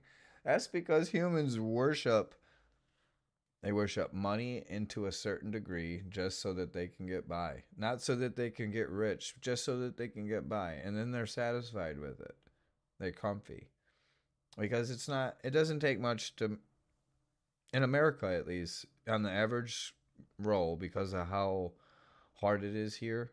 And a lot of people in other countries will be like, well, it's really not that hard.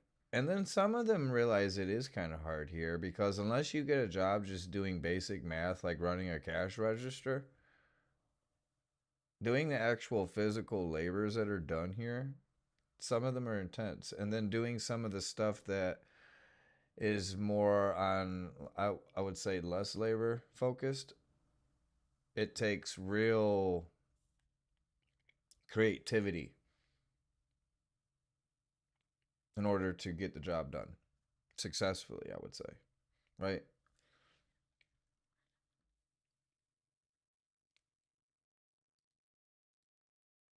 Music, drug Not to get the job done, but to make it happen, basically. You have to incorporate all of it. And that's which is basically multitasking. And I've worked with people that are from other countries, because I used to do laboring jobs a lot. I did it for about 15 years. I did full laboring. Roofing, plumbing, all kinds of stuff. Excavating. Framing. Siding. painting. I did a lot.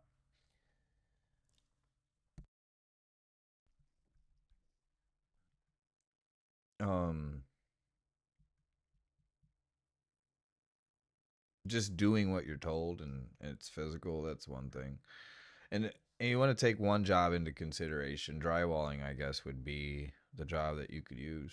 Because, for instance, hanging like sheet boards, anybody can kind of do that as long as you have the strength for it. And, you know the basics of how to get it up there and screw it up. But let's take someone who's like a finisher at drywall. Someone who comes in and, let's say they do the mudding and the taping job. Not the finisher, but the guy that's right there right before the finisher comes in. Because the finisher is the guy that just basically comes in and he has the shittiest job. He has to come in and basically do elbow grease and sand everything down that wasn't, he has to finish it. But the guy in the middle is the guy the taper and the mudder. And the guy that smooths and flushes it all out.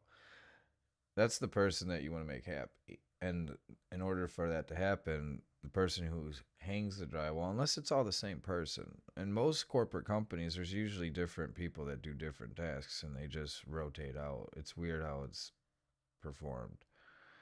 But anyway, there'll be hangers, there'll be mudders, there'll be finishers. And the finishers are usually the ones that aren't good at doing the other two. So they just come in and they're basically just laborers. They'll come in with little sanding blocks and they'll just flush everything out, basically, right? And the people in the middle that do the taping and the mudding, they're the ones that make the finishers' jobs the easiest. Because if they don't do a good job, or they put too much mud, or there's not a good flush, or they didn't trowel good enough, then it's going to be hell on whoever's finishing. So whoever your finisher is should make that middle guy happy. Unless he wants a rough time. Taking. But the concept of that is the same. And the naked pregnant women that were dancing. Like I said, anybody can just go do and do. But can you do it all? Through fire in the garden. Is that what makes you a master? You can do all three. Hanger, finisher, and prep. I guess. It's totally normal stuff, guys. And then paint it. It's just, you do the framing up with too. NASA and jet Put the propulsion. framing You up, build the whole sometimes gotta thing. have a naked Build pregnant the whole woman house. dancing in the garden through fire. Build the whole structure. Parsons would greet people at the door with a live snake wrapped around his shoulders. Snort rocket And science. when the police would turn up, he would It tell exists. them, "Hey, look, I'm a Caltech Rocket scientist. scientists There's no exist, trouble too. going on here. I'm That's what an airplane is. It's just a big old rocket with wings. It's a giant rocket gliding with no explosive inside of it. connected to the government. I've got money. You leave me alone." Has a And I bunch of guess people they in it just instead. Left him This is a alone. big rocket. Somehow this is going to get creepier, guys, because in the mid-40s, Two Jack turbine decided that he engines on wanted it, to unless push you the got a propeller barriers engine. of It the all seas depends a on little what's on more, it. pushing I would say barriers up the I lean would pad say that to make- airplanes, real airplanes, are the ones that are propellered.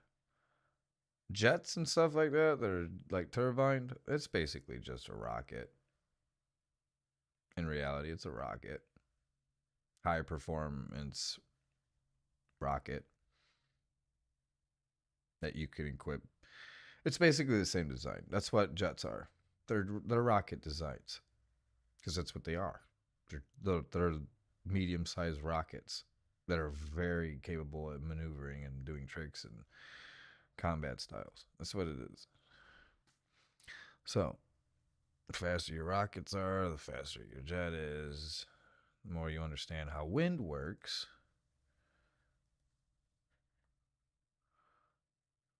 But can you understand how wind works? You can understand current events and detect wind patterns, yeah, but that's the thing.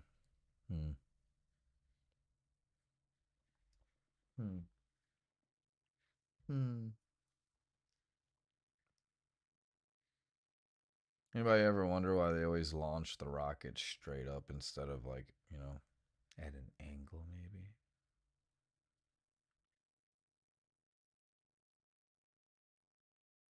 Or maybe build a platform higher off the ground and then launch it. Or anything, try something fucking different. Show something different. Show a real rocket launch. Let's see it. Let's see it hit the. Let's see it hit the atmosphere. Let's see it hit that atmospheric barrier, because you guys don't understand anything. Let's say it. A new level. He wanted to take the spirit of Babylon, the goddess that they worshipped, and instill it into a human being. AKA Captain America. America! We love you. That's Captain In America. short, he wanted to impregnate a woman that he believed to have certain So if anybody's a fan of Marvel, this is your godfather of Marvel right here. Marvel Jack Parsons. He is the godfather of Marvel and Captain America and Tony Stark's whole comic book series. He is him, the one and only. Because if you get in a real aspect, him and the Aviator,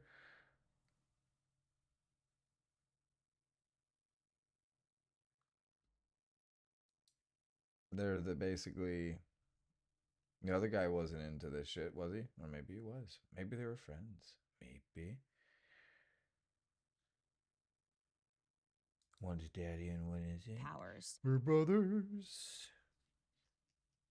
We're happy and we're singing and we're ballers. Ba-na-na-na. So that she would give birth to a child. Give me a that would sword embody fight. The forces of Babylon. Weirdos.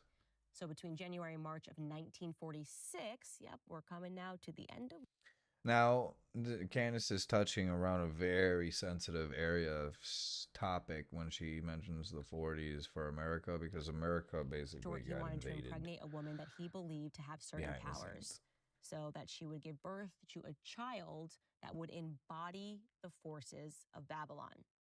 So between January and March of 1946, yep, we're coming now to the end of World War II. So think about what Tucker said. What did Tucker say? I don't know what she's referencing regarding what Tucker said. Hubbard, again, that's L. Ron Hubbard of Scientology, assisted Parsons in a series of rituals that they called Babylon Working. And on January 18th, a woman named Marjorie. 1946, the American government had to basically make deals. I can show you guys this if you want, if you guys want to see the proof. 1940s. Operation, what is it called? It went from the 40s to the 50s. Operation. Let me think in my head. Underlord?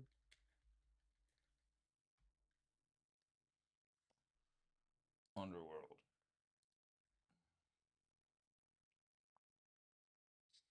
1942 to 1945 was a secret collaboration between the U.S. Navy and organized crime figures, primarily the Italian-American Mafia and the Jewish crime syndicates during World War II. Its primary goals were to secure U.S. ports against access, sabotage, gather intelligence on enemy agents, and ensure labor peace on the docks. Origins and key objectives. The operation was initiated by the Office of Naval Intelligence, ONI, in the spring of 1942. Fears of sabotage were heightened after the SS Normandy caught fire and capsized in the New York Harbor in February 1942. Key objectives included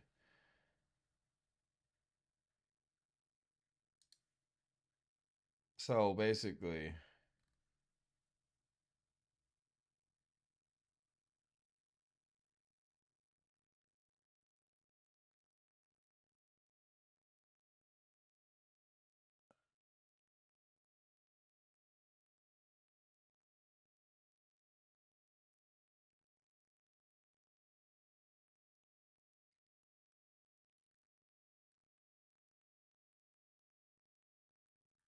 well, who could get here better and quicker and easier and, zip in and out quicker than... See, this is the thing. Who told us it was the German U-boats? In the opening months of 1942, German U-boats pushed Allied supply lines to the breaking point, In the month of January, Axis submarines claimed over 20 Allied vessels, including a tanker just 60 miles off the coast of Long Island. How could German submarines operate at such long ranges along the nation's coastline? What is all this crap?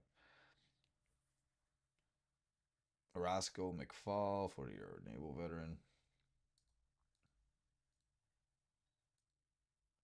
Okay. Charles Lucky Luciano, the imprisoned head of the Genovese crime family who provided the authority to secure the dock worker cooperation. He basically was the face of. He was the plant to take over the docks because they trusted him, they knew him. He had street cred basically. Meyer Lansky acted as a critical intermediary between the Navy and Luciano to broker the deal. Joseph Sachs Lanza, a mobster who controlled the Fulton fish market and helped place Oni agents on the waterfront. Yes, Oni was a real thing. U.S. Normandy was a real thing. One of our own ships got sunk.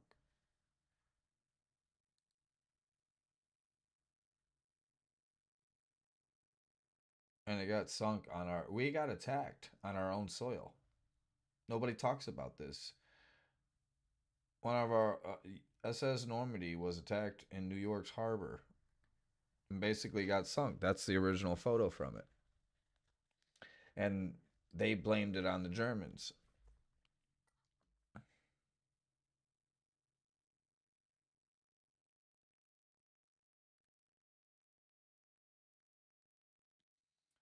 Intelligence coastal photographs. And look at who's all part of these groups.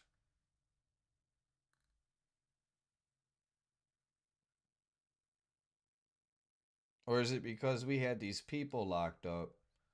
Because all these people were locked up, right? All these people got locked up, and then America started getting attacked in our harbors. And our actual warships were being attacked.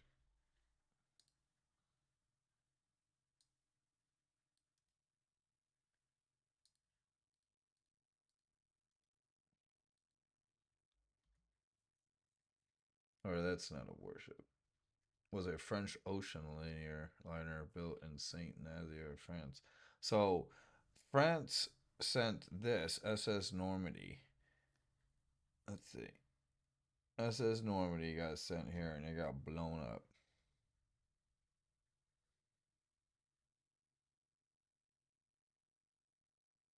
Is it still around today? It got attacked and then it capsized. It caught fire, but as we can see, this is no fire. This looks like an explosion, doesn't it?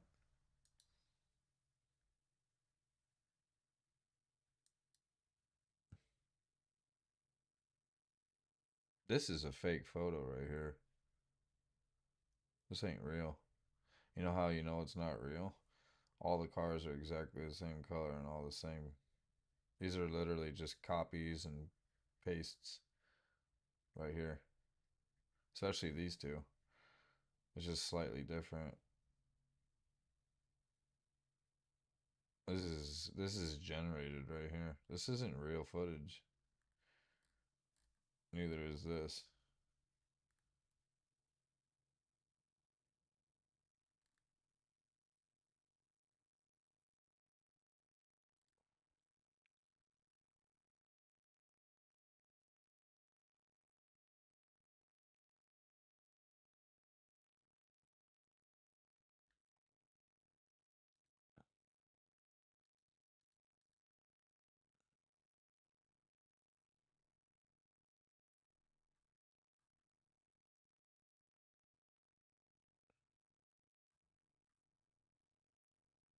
This is not real footage right here. This is not. This is generated these cars. I can tell they are. So, I don't know. Some of these might be real and some of them ain't. This one right here is more believable because you see how it's more rugged and rough looking, and it's like they added color to it. That's the only difference that was created. And each car is actually different. See how there's a different style, make, and model, and the actual ground, the gravel that the cars are driving on, it's actually gravel because we weren't using what we use now. It's still kind of like gravel road, but more formatted, if that makes sense. It wasn't asphalt. But you see how this one isn't? It's brick.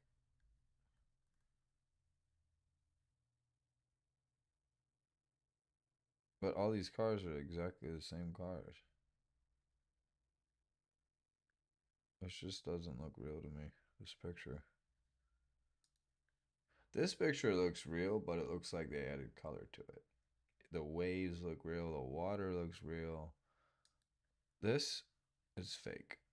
See how the water looks? Looks like glass. And this is in black and white. And this right here should look more real than this.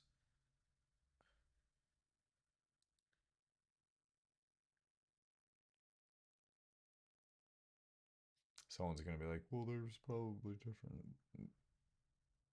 No, everybody owned the same car. And there's this many cars driving at one time right here. There's not even that many here. And this is in the middle of the day. And this looks like the same footage, doesn't it? So where's this one being taken at? At what height and what building? It would literally have to be in this building here. Right? Is that what building they're in? Maybe it is a real photo. Oh. That's definitely not.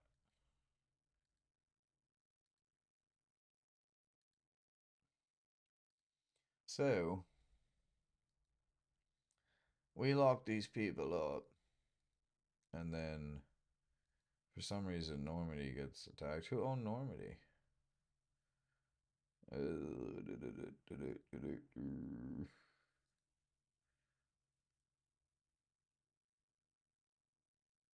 Orange Grove often refers to historical citrus cultivation in Southern California. Citrus cultivation. That's a wine company?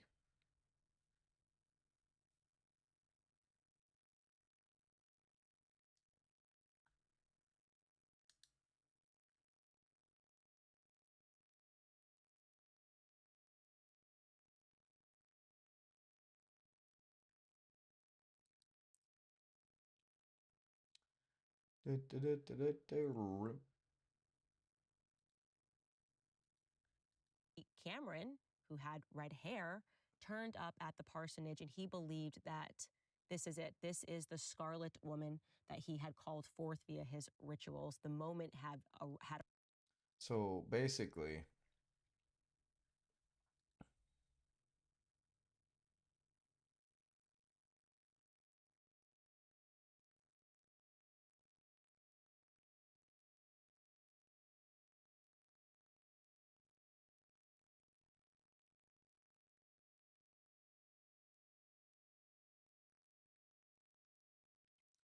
Italian American mafia and it's not primarily the Italians. It's primarily the Jewish crime syndicates, and they're a mafia crime family bigger than this Italian one right here. It's funny how they leak it straight to this, and it's from this. The Jewish American organized crime families. They basically took over the United States, but these, see, Rothleson, the brain, was an American racketeer, gangster, businessman. Arnold Rothstein. These are all the people from basically England. And when they got in trouble and our American government was actually still doing its job and locked up criminals, for some reason our country started getting attacked offshore, and they hid it and called it mishaps, basically. Arrived. It is done, Parsons told Hubbard. I returned home and found a young woman answering the requirements waiting for me. I thought I had the most morbid imaginations, but it seems I have not.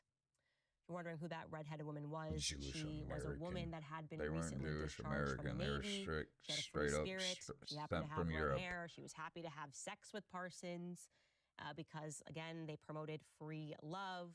Hubbard was then promoted to a position of high priesthood mere weeks after being exposed to the Thelemic black magic.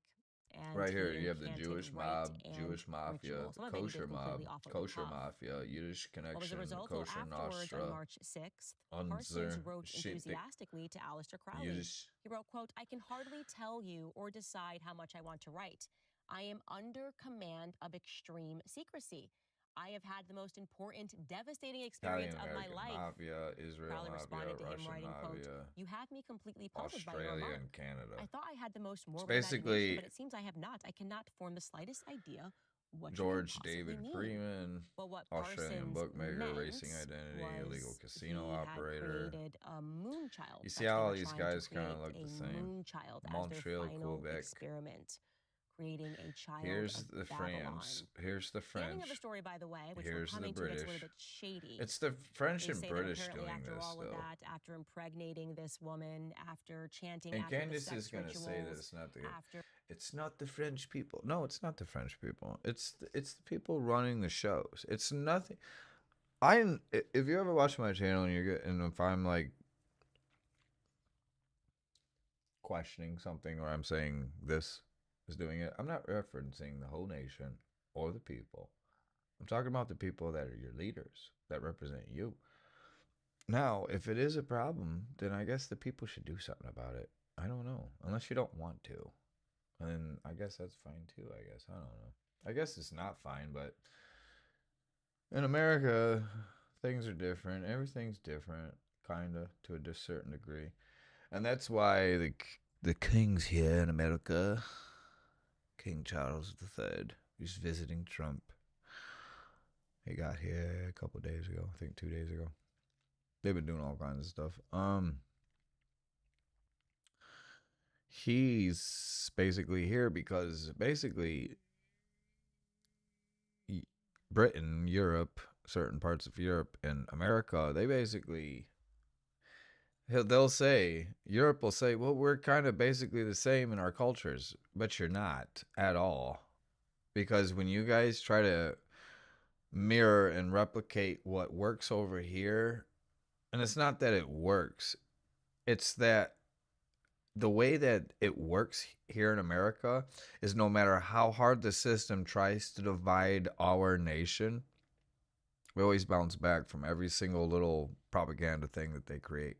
Whether it's between racism, like segregation, this transgender shit, anything that they put into to try to divide our nation because it's so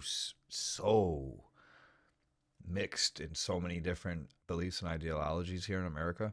Everybody's basically working in their own they're working in this ideology. This is the ideology of America, whether anybody wants it or not. This is how everyone lives here. Live the way that you want, forget everybody else. This is the religion. It's his religion. they're driving this woman forth that she agreed to have an abortion. Not purposely either. That's just the way. I'm not saying Christianity is it. I'm just saying that's just what you guys are naturally doing without meaning to. And they're using phones and entertainment and movies and to basically, after you're done slaving away and working to survive or have fun, I guess,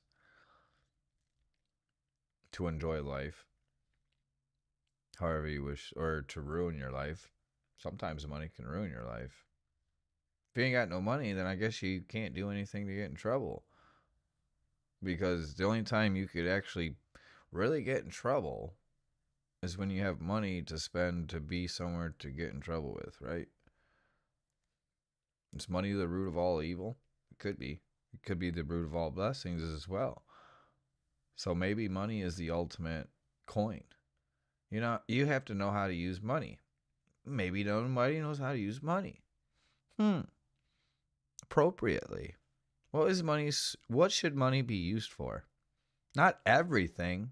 And that's the problem. It's used for everything, to obtain happiness, to alter emotions, to have physical antiquities, collections, junk, whatever you wish to call it.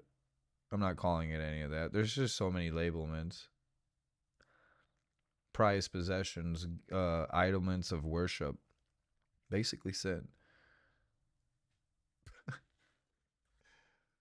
I worked for the mark of the beast so I could get some more of the mark of the beast. Parson then came under the investigation of the FBI. They believe that he had been planning to give his rocket plans to the newly founded Israeli government in exchange for admission to the country and the chance of a new life abroad. Then he died rather mysteriously. Jeff Parsons in an explosion. Some claim he was suicided. Some claim that it was an accident. It's gonna be red for this Some claim one. that he never died and actually he just disappeared. Honestly, we'll never know. We don't need to peddle in conspiracy theory. So who disappeared? Some claim he was suicided. Some claim that it was an accident.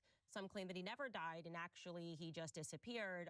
So is he the one that supposedly boom boom? Life abroad.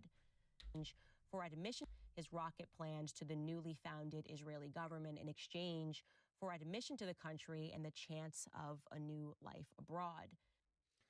Okay, now this makes a little bit of sense because think about it. If he actually did in the 40s, like she's quoting,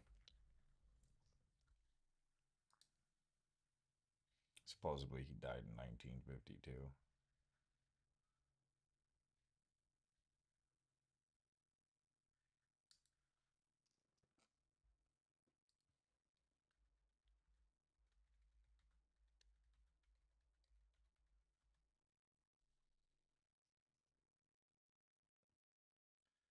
Receiving substantial, vital to the World War II effort. Rocket technology became vital. For receiving official institutional report, Hercules Powder Company and Halifix Powder Company to pay for materials. Engagement ring. Theodore von Kahneman initially provided the facilities. National Academy of Sciences, NAS. That's his NASA right here. In 1939, NAS provided a $1,000 grant for jet propulsion research. I think this is the very beginning of NASA, the National Academy of Sciences. And then I think they added A just for...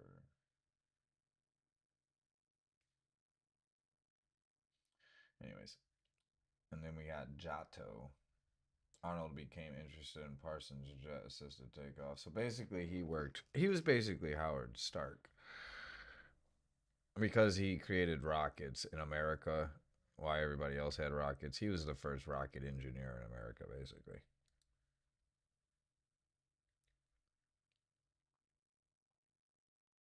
And they'll say, oh, Einstein helped create the atomic bomb. No, he didn't. He helped create CGI in the 1910s when he produced the first footage recording photograph. Maybe it was a TV clip. Maybe it was a video clip on some stuff that they were working on, some research. Because they work on stuff way before we get it or see it or know about it. But yes, Einstein in close to 1920, he presented as basically proof of his creation of CGI that he could document a solar eclipse effectively. And the entire scientific community was very skeptical about him. And they had every right to be, because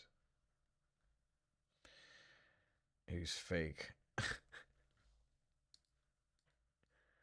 And to me, he was a plant sent from Germany. So from Europe.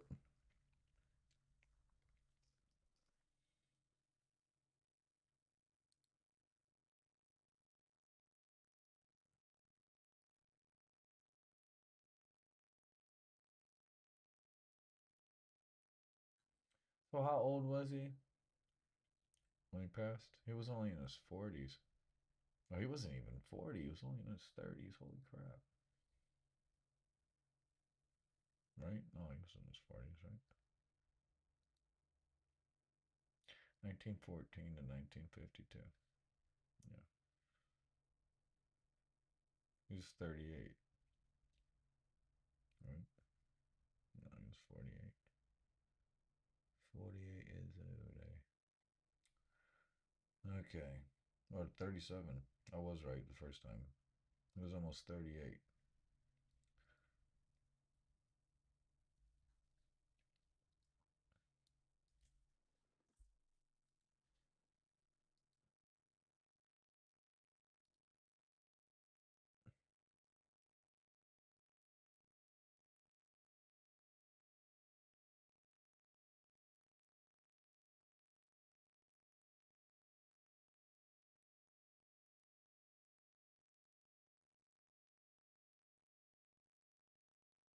What's this pointing to?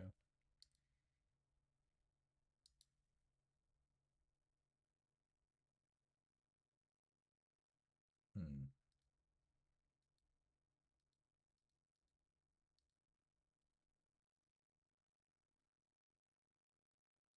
This is what he really looked like in his later years.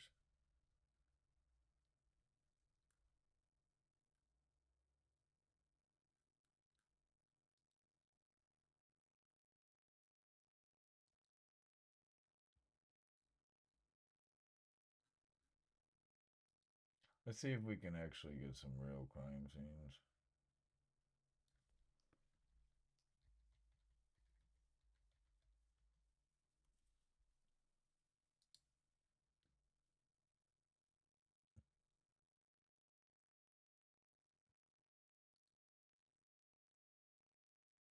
This definitely isn't. I don't think this is an explosion. If you guys look, it doesn't look like anything's been burned or anything by an explosion, does it?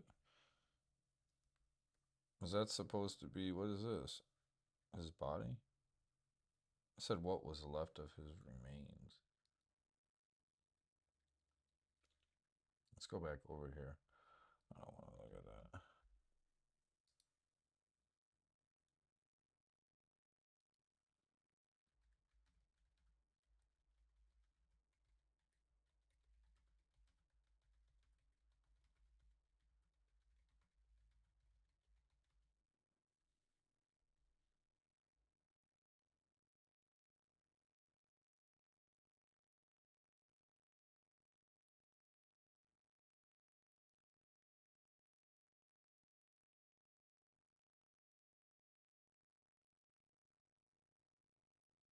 It says right here Parsons was found alive and pinned beneath a heavy laundry tub.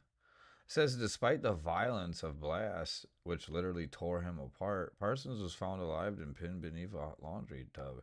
Reports from the police and eyewitnesses noted the following state of the remains. His right forearm was completely missing, and his other limbs were badly shattered. A large gaping hole torn in his jaw on the right side of his face, notably. Some investigative accounts claim that no trace of his severed right arm was ever found during the search of the apartment. He was found alive. Another Napoleon and George Washington story. You guys hear this? Oh, we haven't done those videos yet. I'm sorry. I haven't done the zombie thing for you guys yet. About how people can become. You hear this? Consciousness and composure. Witnesses and paramedics reported that Parsons remained consciousness and methodically directed his rescuers as they loaded him into the ambulance. He reportedly attempted to explain how the explosion happened, but was unable to clearly communicate the details.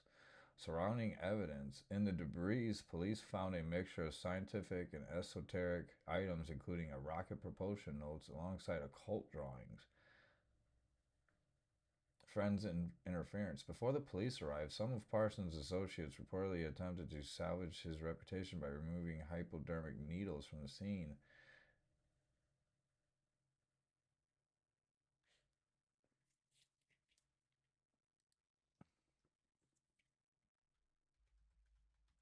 He was fully consciously aware talking to them. And you see, state of remains. His right forearm was completely missing, and his other limbs were badly shattered.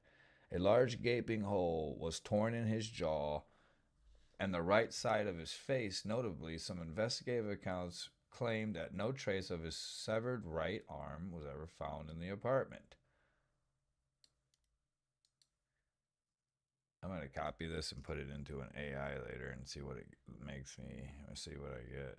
See what it looks like. Because that's basically a damn zombie talking to you, isn't it? It's the undead at that point. He's missing a whole arm. Half of his face is missing.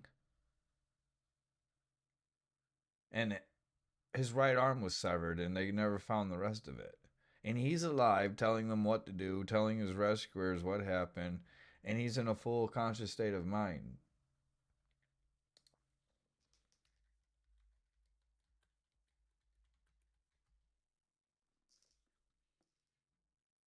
The aftermath of the immediate family tragedy.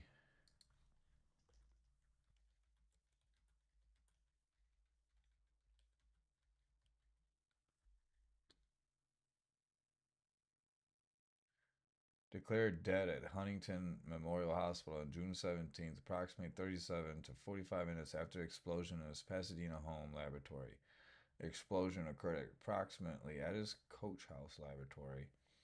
Found at scene, neighbors found him conscious but catastrophically injured immediately following the blast. Death announcements. He was rushed to the hospital, pronounced dead shortly thereafter. Indicated that he had been pronounced dead on arrival, while the most confirmed he died within the hour at the hospital.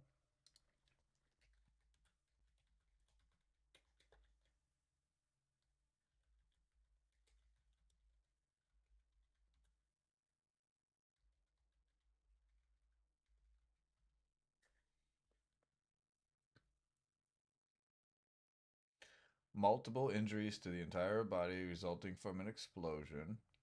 Physical evidence recorded in police and hospital reports detailed a catastrophic pattern of trauma, limb trauma. His right forearm was noted as obliterated or amputated by the force of the blast.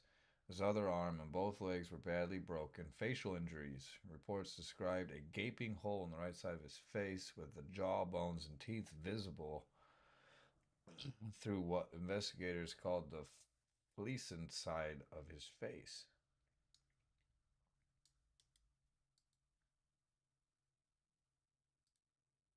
That sounds creepy, don't it?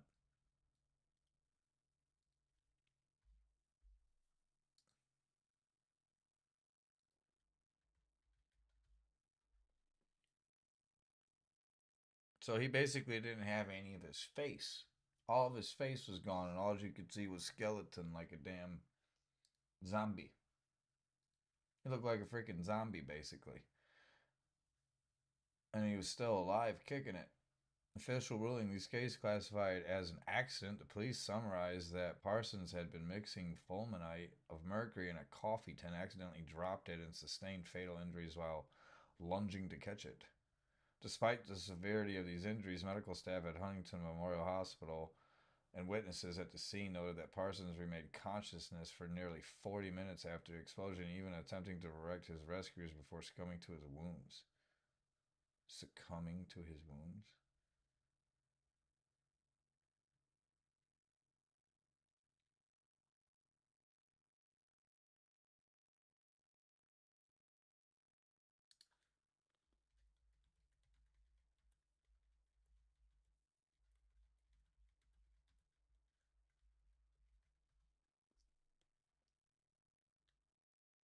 The News reported explosion on the afternoons at 5:08 p.m.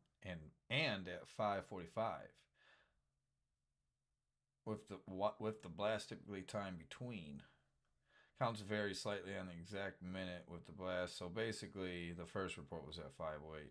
So we can, with the blast typically timed, shock waves from the double blast at his coach house laboratory was so powerful it shook the neighborhood. Millionaires Row in Pasadena was heard as far as the Arcoseco. The blast witnesses reported a devastating explosion that destroyed the lower level and laundry room of the residence. Discovery. 4 witnesses, including upstairs lodgers and neighbors, rushed to the scene and found Parsons pinned under debris and a cast iron laundry tub.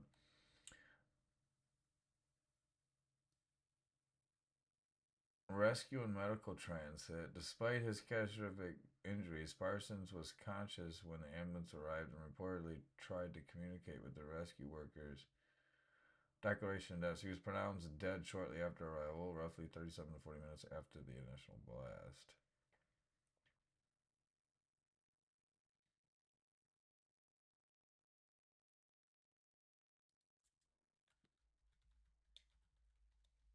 For someone who is of this nature, do you guys really, and he's into all this sex occult shit, do you really think he was alone when all this happened?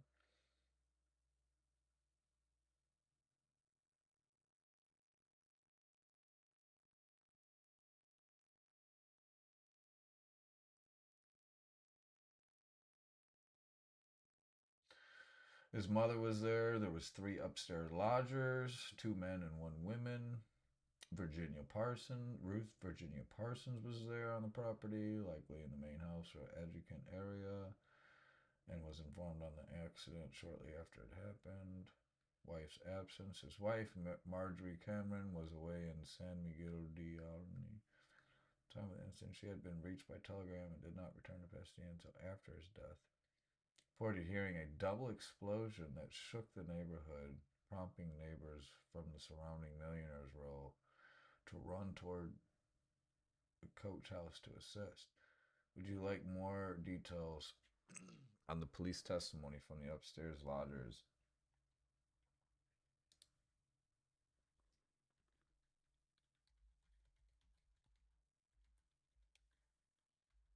His story. Yes, witnesses reported hearing there was 2 explosions, 2 distinct blasts that occurred in rapid succession. So, boom, right? The initial detonation was the most powerful, occurring when a container of fulminate of mercury, a highly sensitive primary explosive, was dropped on or triggered on the laboratory floor. Secondary blasters believe that the heat or shockwave from the first explosion immediately ignited other chemicals stored in the laboratory, causing a second follow-up blast. Combined force was so intense it literally tore the house apart. The first floor was completely gutted, while the second floor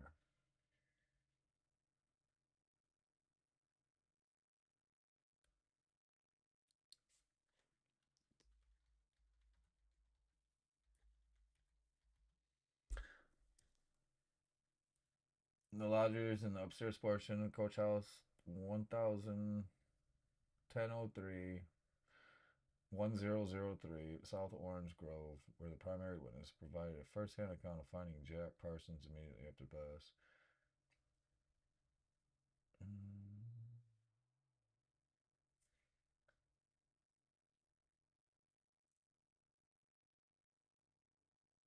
Alva Rogers. She was there?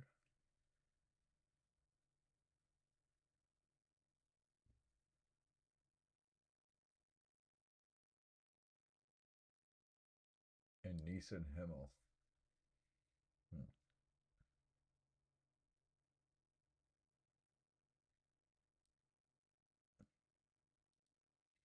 Initial discovery upon hearing the double explosion, the lodgers rushed downstairs to the laundry room. Parsons was pinned. Rescuing Parsons, despite the wreckage, the 4 witnesses at the scene, including the lodgers, managed to pull Parsons from the debris and carry him out the building. Conscious state. Lodgers were shocked to find that Parsons was not only alive, but entirely conscious and coherent despite having his right forearm amputated and his face severely torn. Parsons' final words. Testimony from the scene suggests that as he was being carried out, Parsons attempted to speak with the rescuers and the arriving ambulance workers. While some sources claim he was trying to explain the chemical reaction, others famously account his last words as being, "I wasn't done."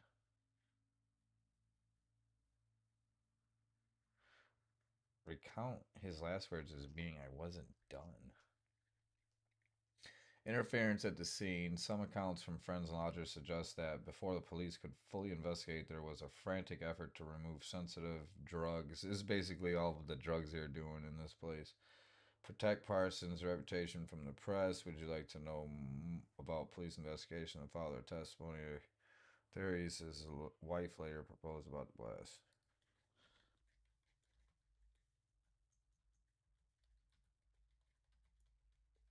Let's see what his wife's theories, because I guess she came up with her own conclusion and theories to, I guess, what happened.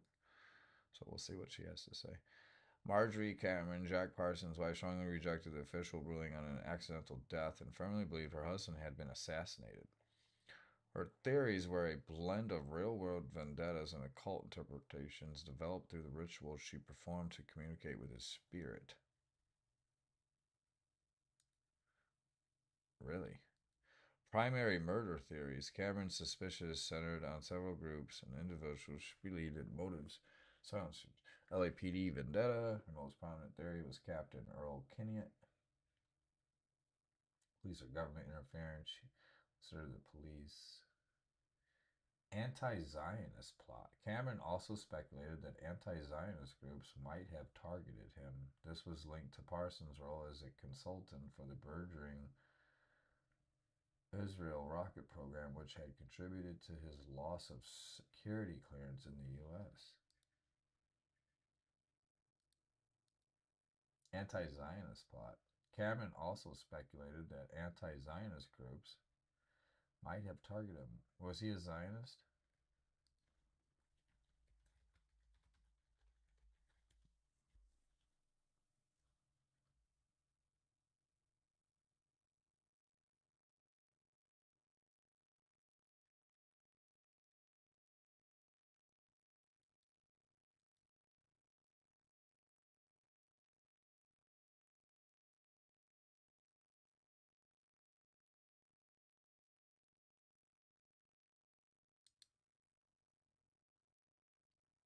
You see how this Zion crap is always popping up in history as being part of a problem?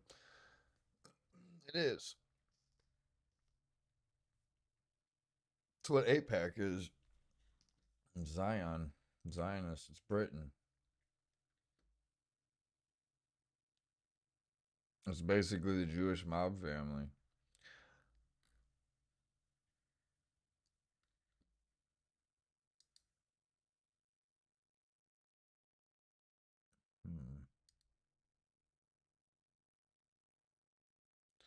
I believe the story of how he was described.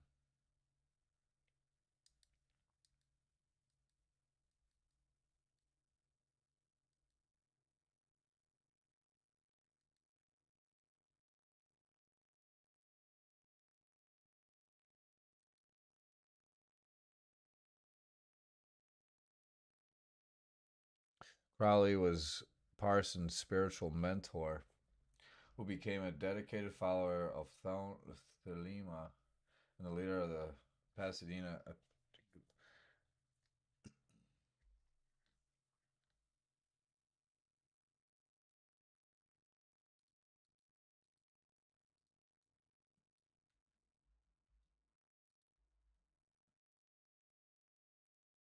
Well, he died shortly afterwards, too, didn't he? So what did he die from?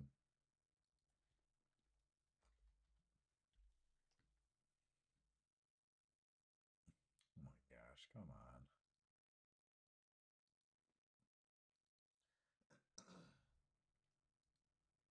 Respiratory infection. His death was officially attributed to chronic bronchitis aggravated by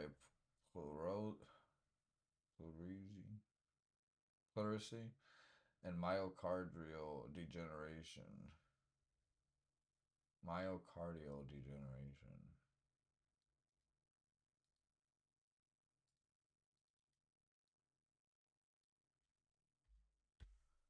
This progress, chronic weakening, and structural deterioration of the heart muscle, often leading to the reduced pumping efficiency, arthritis, and heart failure.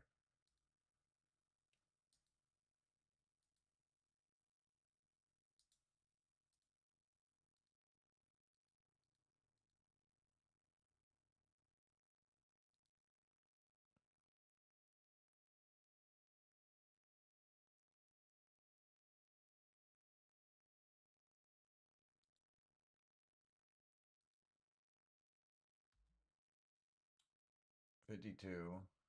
And then he died in pathology. This condition involves damage.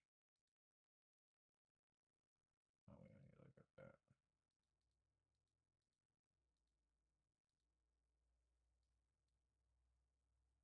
Okay.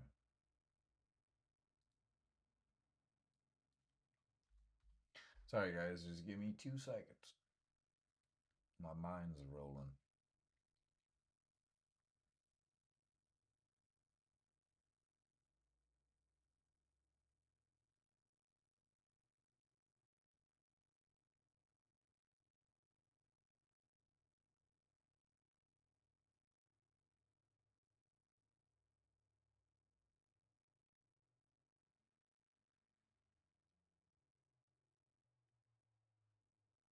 Well, thank you.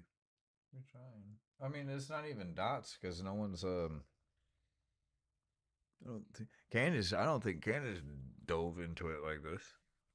I do it live. We do it live for you guys. Humanity into the Eon of Horus in the earliest century.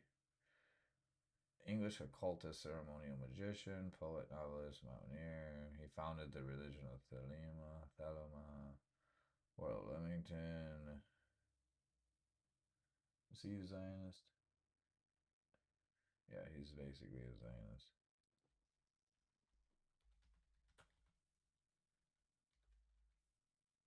Is he a Zion? We're not going to say Zionist anymore. No, Isaac was not Zionist. He was an English occultist and the founder of religion Thelema. He was not a Zionist relationship. So basically, let me understand this. Political views. Crowley's political stances were often contradictory.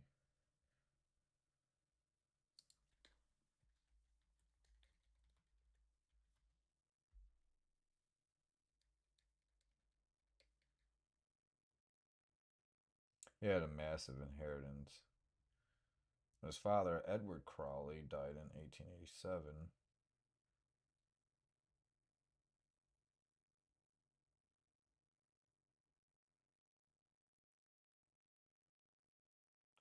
He got 30,000 pounds, British pounds, which was a lot of money in 1887. You were like set if you got that kind of money back then. That was a lot of money. Damn, that was a lot of money. That was like equivalent to being a millionaire, almost. Like you'd be pretty set. 1887, you got 30,000 pounds. Holy shit. So let's look up Edward Crowley. Edward Crowley, where'd he get his wealth from? He's the source of the substantial wealth. Trained as an engineer, he became a partner in the highly successful family business, Crowley's Alton Alls. His successful allowed him to retire early. Religious life, Quaker, originally a Quaker, exclusive brethren. Relationship with Alistar. Unlike Alistar's strained relationship with his mother, the young Crowley viewed his father as a hero and friend. So he got along with his dad, not with his mom. Death and legacy. He died of tongue cancer in 1887. Alistar was 11 years old. There's that number 11 again. So he's 11. He left a substantial inheritance that allowed Alistar to pursue his life as an occultist without needing traditional employment.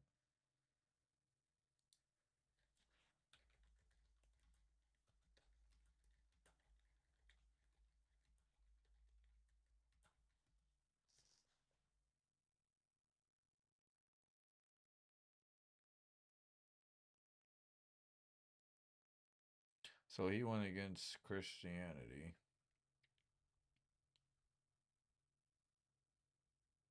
Intellectual awakening at Cambridge.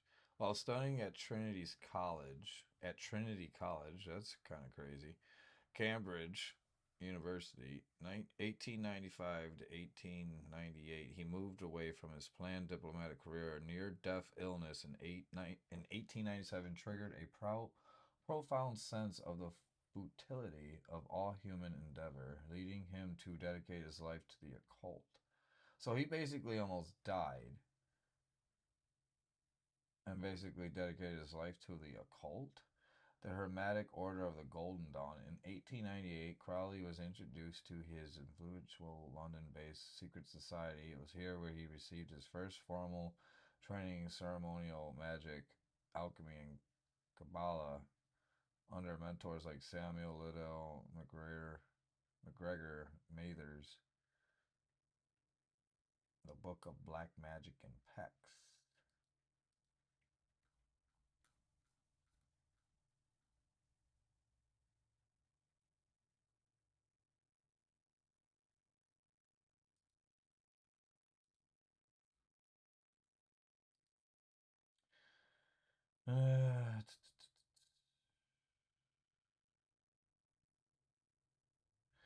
Moment of his occult career occurred in Cairo, Egypt. In 1904, he claimed a supernatural entity named Awis dictated the Book of Law to him, which he served as the foundation of his own religion.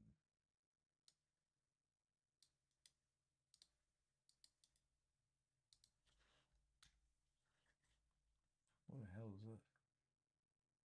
Supernatural entity that Elser Crowley claimed that dictated the Book of the Law to him.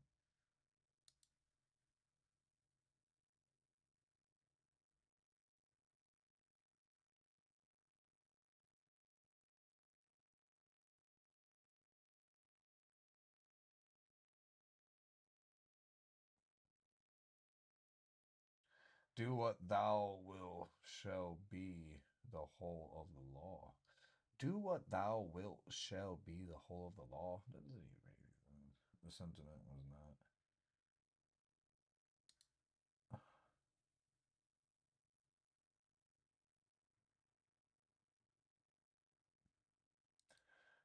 Okay. This event serves as the foundation for the religion. So he basically encountered this and created his religion of this.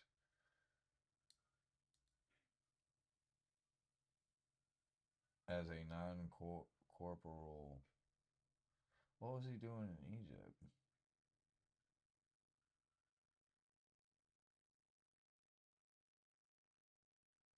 Why does it always seem like people go to Egypt and things happen to them?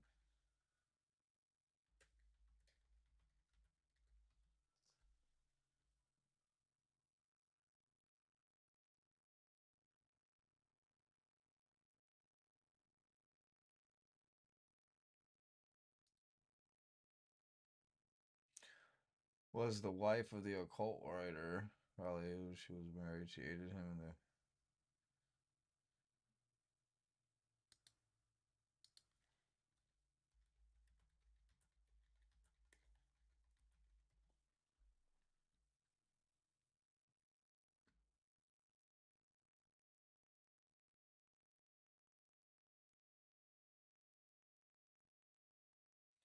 Her brother was the president of the Royal Academy from 1949 to 1954.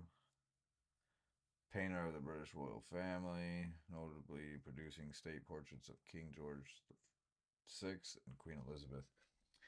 Frederick Fetis Kelly, grandfather. He founded Kelly's Directories, a famous series of.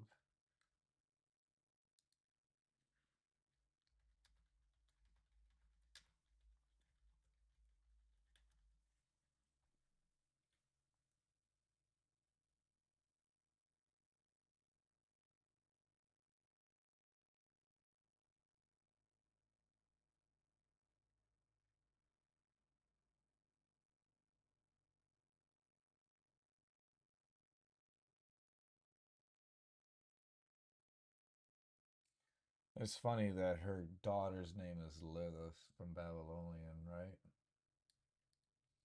right? Lilith Crowley.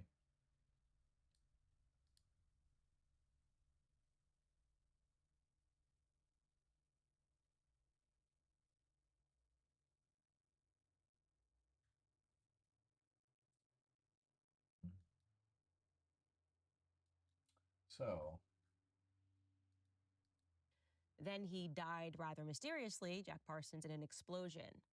Some claim he was suicided, some claim that it was an accident, some claim that he never died and actually he just disappeared. Honestly, No, we read what the report was. we'll never know. We don't need to peddle in conspiracy And do I believe theory that report? Yes, I do. Because in this story, truth. It's the same type of reports we get from Washington's battles.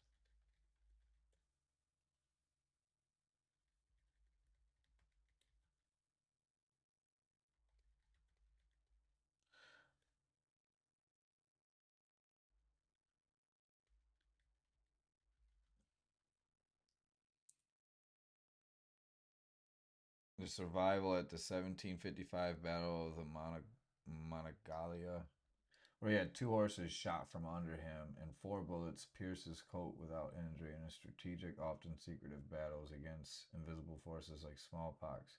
Now, if you think about the way that they just described Jack Parsons, he sounds just like Washington. Fake teeth, fake jaw. And it's the same thing with Napoleon, I think, because Napoleon led his army, had is like stranger than fiction. There you have it, guys. That's the origins of NASA, and is stranger because in this story, truth is stranger than fiction. There you have it, guys. That's the origins of NASA. truth and is the stranger than program, the fiction. jet propulsion It's a lot more stranger than anybody. We just covered it all. So who is he? Well, he's basically the person that boom boom.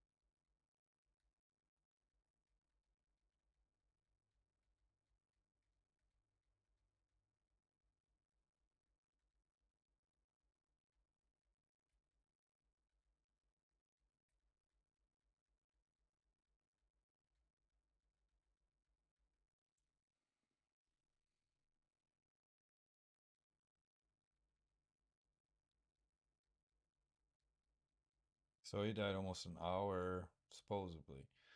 I'm not gonna do that to you guys. He died basically 37 to 40 minutes after. They can't prove that. That's probably after they picked him up. You know, you don't have cars back then like you do now. You're not just rushing anyone to the hospital. You're getting there very slowly. Cars went like 40 to 60 miles an hour at the most back then. And it took them a lot to get up there. People were going like 20, 30 miles an hour at the most everywhere. Because he was unable to provide an account of what happened, the Pasadena Police Department based their ruling final on physical evidence found at the scene. Parsons dropping a coffee tin containing fulminant, mercury, highly sensitive explosive. He's preparing for a film contract. So he basically was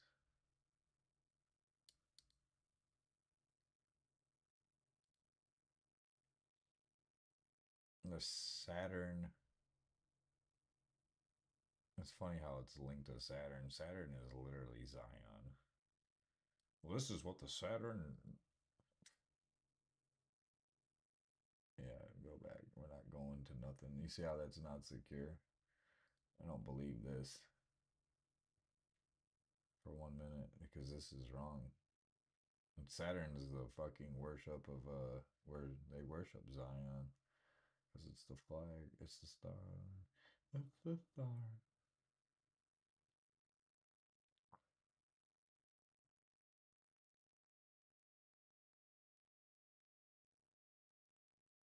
Let's see.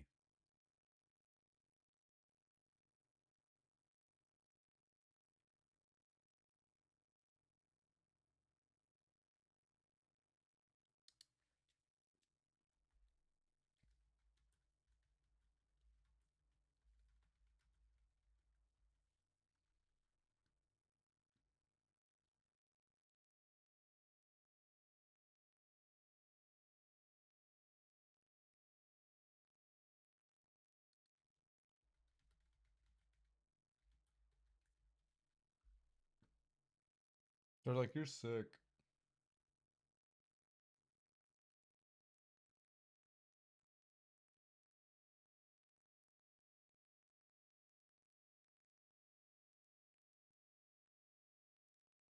The way they're describing as the house being destroyed, it doesn't look like that.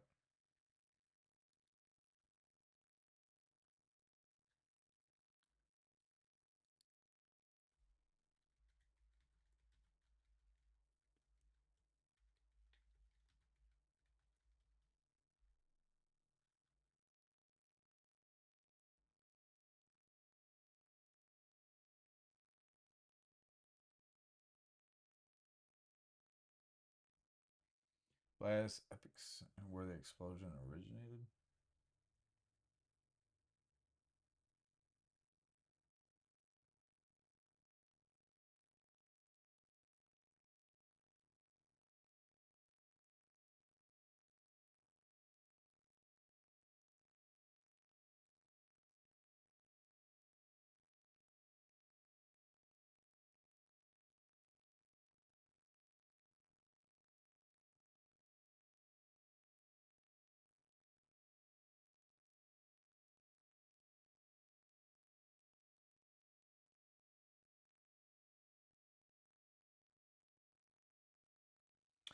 His wife made up this conspiracy theory.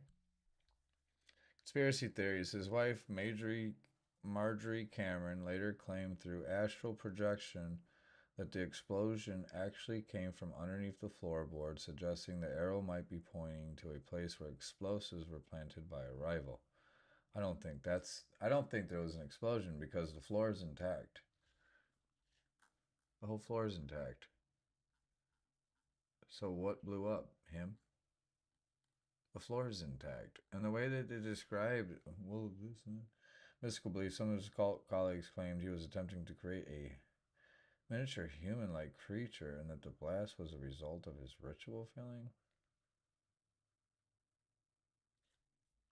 What? These people are crazy. Look at this. Why would you want to make something like that? These people are too much into science fiction, I think.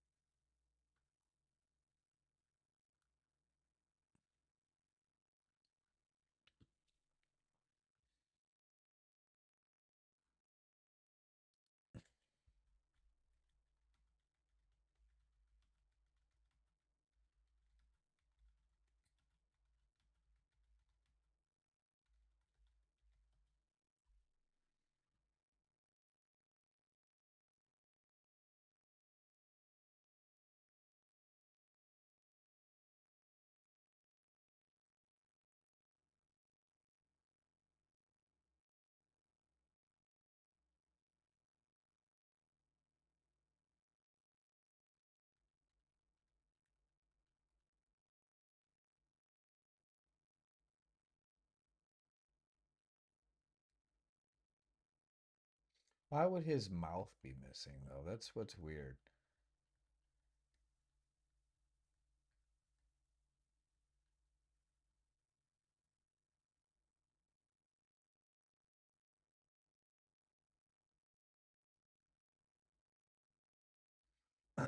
Sensitive to friction and impact.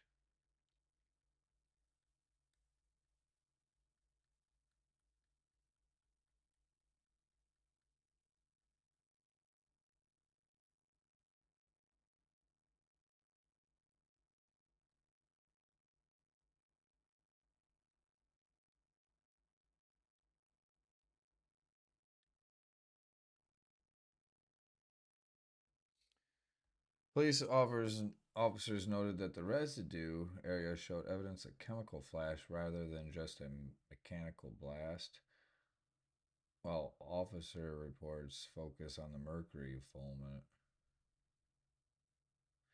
His wife later claimed she actually projected into the scene and found traces of explosives that Parsons supposedly wouldn't have kept there himself, though these claims were never. She's too off the rocker. Police officers noted that the residue area showed evidence of chemical flash rather than just a mechanical blast.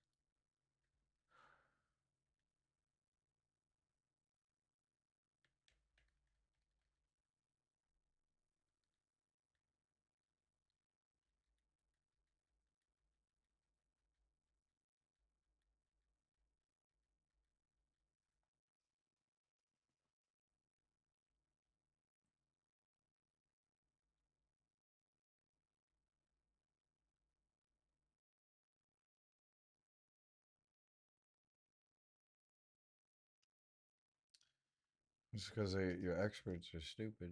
That's why we don't. They don't let your experts get smart, and when they question the narrative and structure of what's been put in place, they come up missing. Can't question it, especially if you built your career on things. Will take it away from you. It kind of sounds like that's what happened to this guy.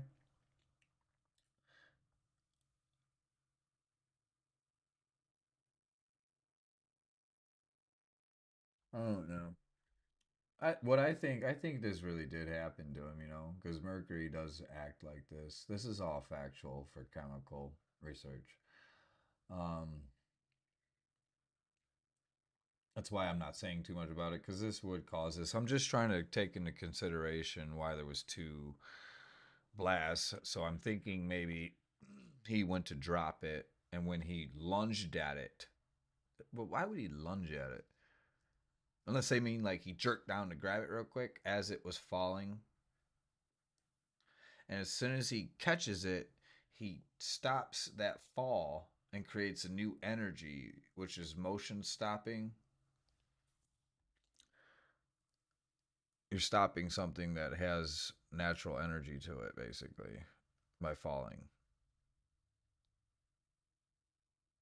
And when he stopped it, it disturbed the balance of it, and the first explosion happened. Now, if that happened, wouldn't you think that he would have threw it? So why would there be something on the floor? I don't know.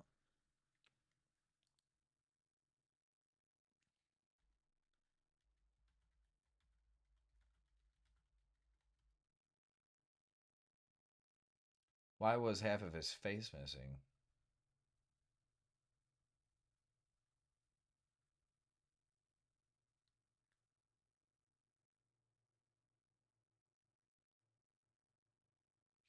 Bilateral fractures. Both of his legs were found to be broken and bent in unnatural positions. Blast concentrated because of the epicenter was at his feet. The lower extremities looked the burnt of the shockwave alongside his right arm, which was obliterated below the elbow. Severe blood loss. When he was discovered under a bathtub in the wreckage, he was lying in a large pool of blood, primarily from these leg and arm injuries. How the hell did he get underneath the tub?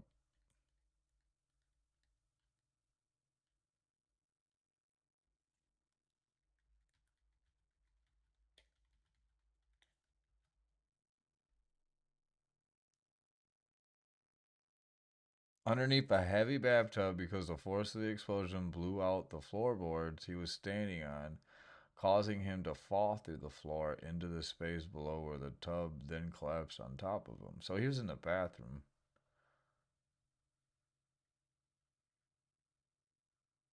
So why would he have a coffee tin or pot in the bathroom? The explosion occurred in a ground floor laundry room that Parsons had converted into his personal laboratory. I don't think this guy was doing. I think he had a meth lab. That's what it more sounds like. Sounds like he was cooking up meth or something, and it blew up. The explosion occurred in a ground floor laundry room that Parsons had converted into his personal laboratory. The blasts were so powerful that it buckled the floor. The floor directly beneath Parsons gave way through the detonation. If this is all true, if it buckled the floor beneath him and gave way to detonation, then how do we have this picture? Why do we have a picture of where the explosion took place if it supposedly blew the whole floor out? Does that make any sense? Doesn't to me. Let's go back down. Found underneath a bathtub because the explosion blew out the floorboards he was standing on. So it blew out the floorboards he was standing on, but it didn't blow out, showing the actual mark where it took place. That's a cartoon. I don't know what that is. Yeah, because it's pointing at, oh, is this the hole? Is this a hole in the floor? So he went straight through the floor, just him? Is this what I'm getting?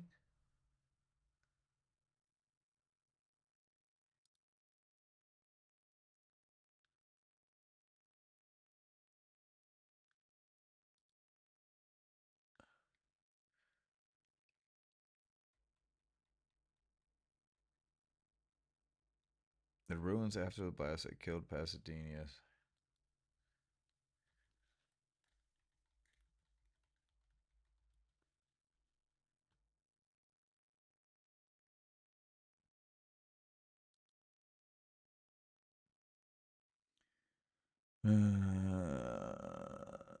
John Parsons.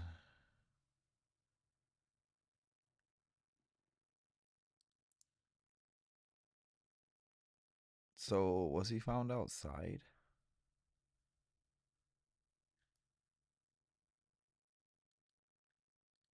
Is this him going through the floor, just one little hole spot?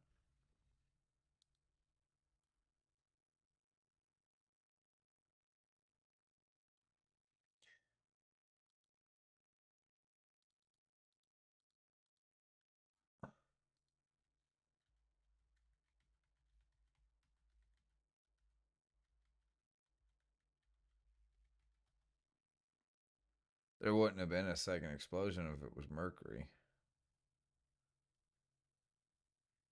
Unless other stuff exploded and triggered it. Like, this could have been a really bad problem. This could have. Who knows what this could have happened.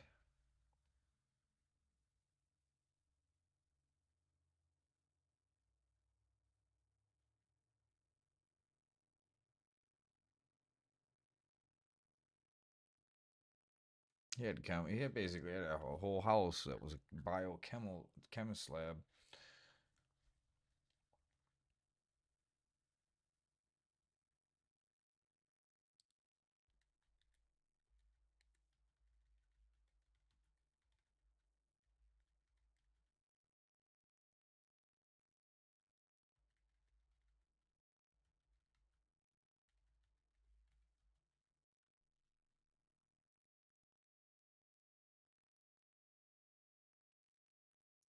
First responders and witnesses described the scene as one of the most absolute devastation, with Jack Parsons found critically injured but surprisingly lucid enough to direct his own rescue.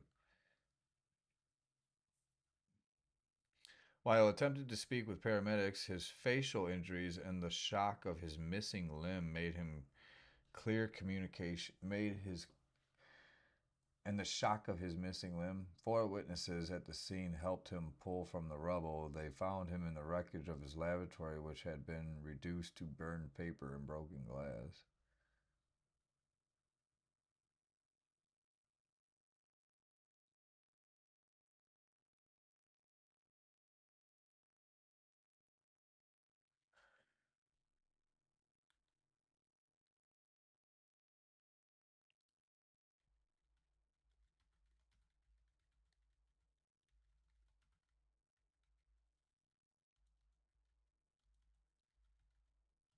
On the sense. I didn't spell that right.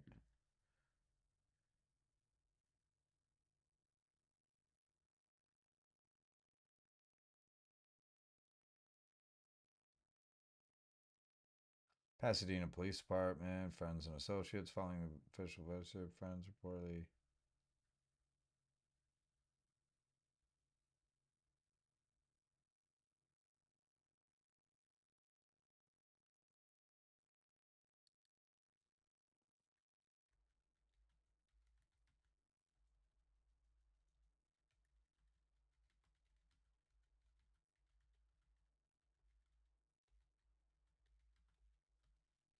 I want to know why she claims that Zionists did it and what she know about that.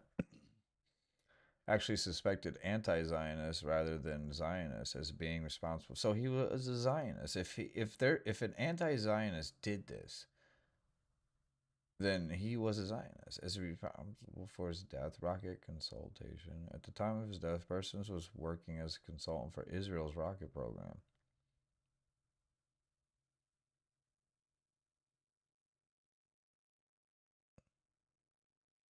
So he was working with the state of Israel. Assassination theory. Cameron believed that anti-Zionist agents who oppose Israel's military development had assassinated him to stop his work on their rocket technology.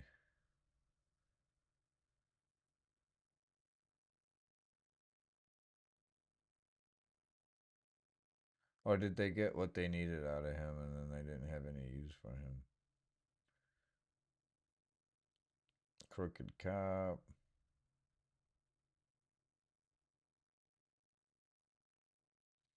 Parsons had testified against Kynett in a 1938 murder trial, and Kynett was released from prison just before Parsons' death.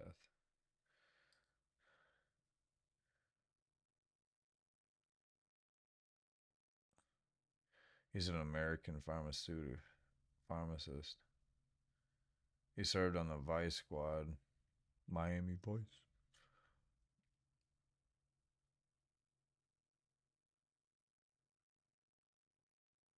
He was caught using explosives, finding Kennett guilty of attempted murder, assault with attempt to murder, and malicious use of explosive.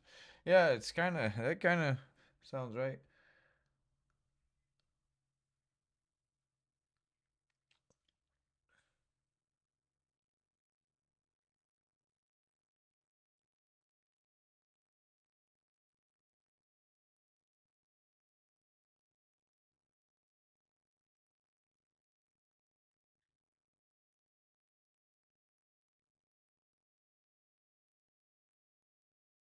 Howard Hughes.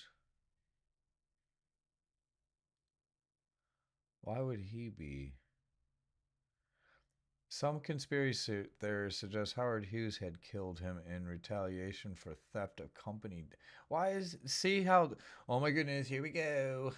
Now this guy's tied into it now. Howard Hughes himself. American aviator and aerospace engineer. So... Tony Stark took out his daddy.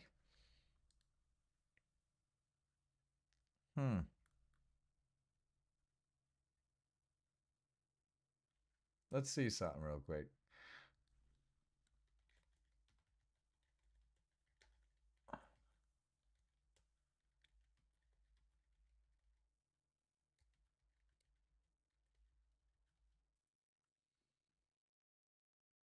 In a car crash alongside his wife Maria, with the death often attributed to brake failure. Oh yeah, that's right, I remember now. From the movie. Because it was Bucky Barnes who did it, wasn't it?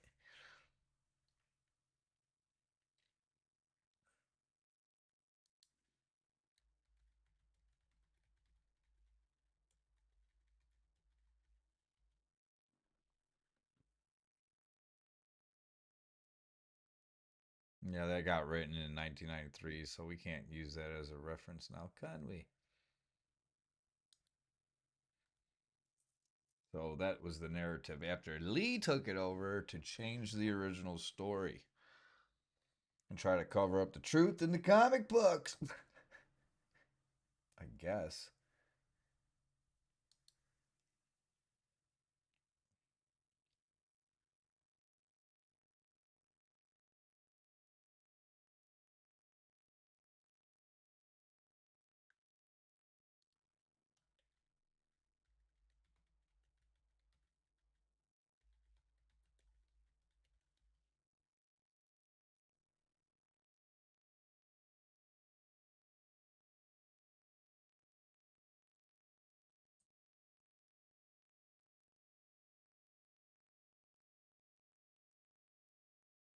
He owns everything, like TWA, RKO Pictures.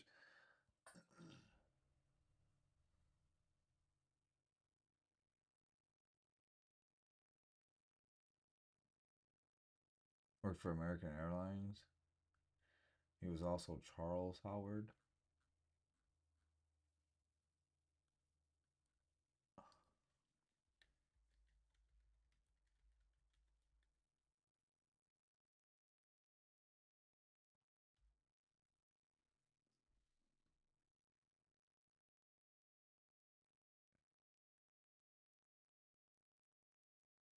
Tried to get a job as an airline pilot without anyone knowing he was a millionaire.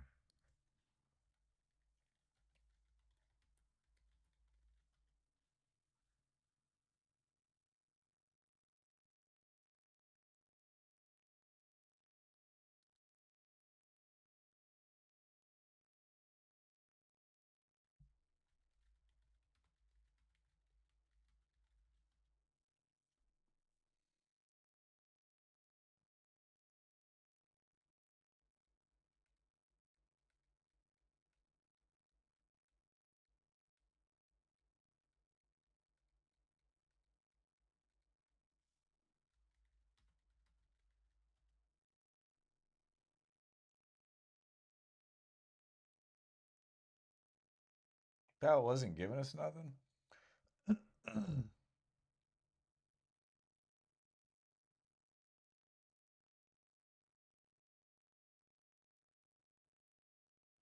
He grew up on Orange Grove.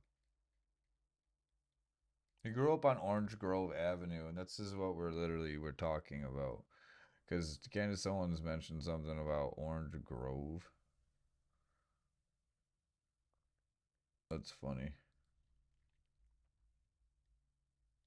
Millionaires Row. Yay.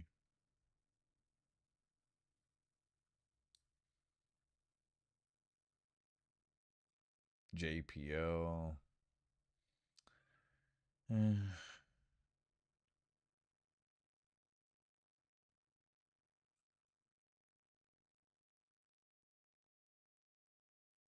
Share buyout. He persuaded to sell his Aerojet shares. The Hubbard fraud. 1946, L. Ron Hubbard, the future founder of Scientology, reportedly defrauded Parsons of nearly $21,000, the bulk of his life savings, in a failed business venture.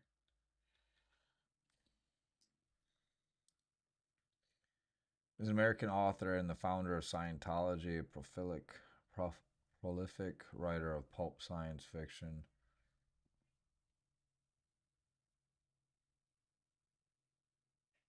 He's the author of Battlefield Earth with John Travolta.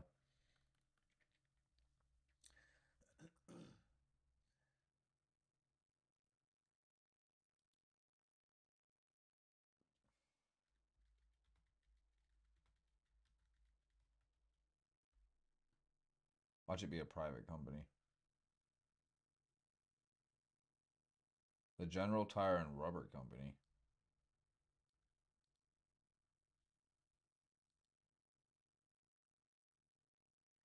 Why would a rubber company want to buy Aerojet Engineering Corporation?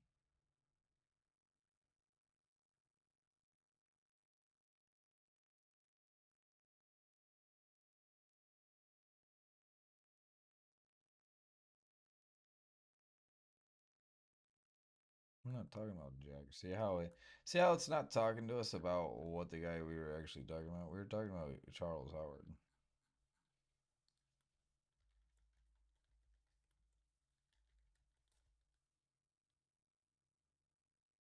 So Charles Howard or Jack Parsons got bought out by Edward Foreman, persuaded to sell their stock by Andrew Haley, the company's president. The company's president, who had negotiated a deal with General Tire to acquire 51% of Aerojet stock. So he basically lost his company right before he died. They legitimately bought his company out from under him with at least, see where it says acquire 51%? They acquired more than half so that they could take whole control of it after his death. So that's probably why his wife was so pissed, because he lost his company. Yeah. They stole it from him. $11,000 for his shares. That's it. The reasoning the buyout.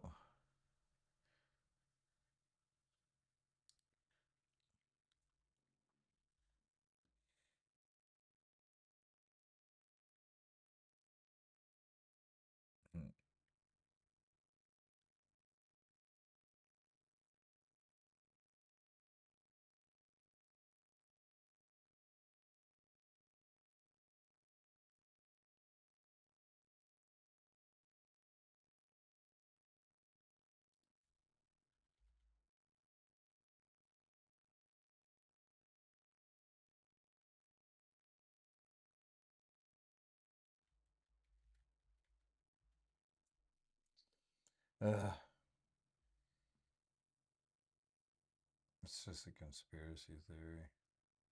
Is it, though? Security breach 1950. Parsons was caught.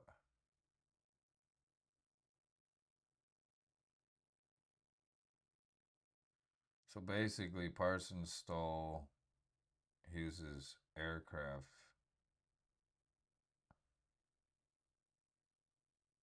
Confidential documents, espionage. A clerk at the company grew suspicious and reported him to the FBI, fearing he was an Israeli spy.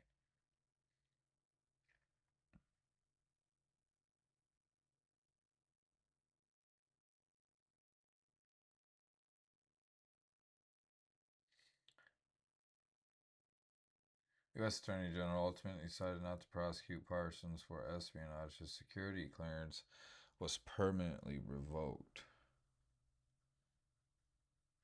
This professional ruin forced him to work privately for the film industry, leading him to mix the explosives that killed him in his home lab. This makes no sense. You go from this to the film industry? Of course you do, because they're linked to each other. CGI and Einstein's bullshit. Some theories suggest Howard Hughes had Parsons and blah blah blah, and the theft of company secrets. His widow, anti-agents.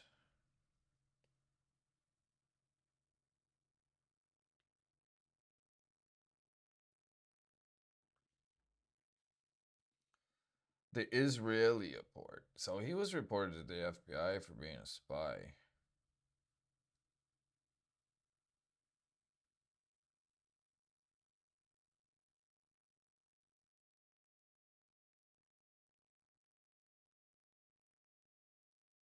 So they're like, no, in other terms, anti-Zionist. Yeah, I understand. See, I was like trying to not talk about Zionists.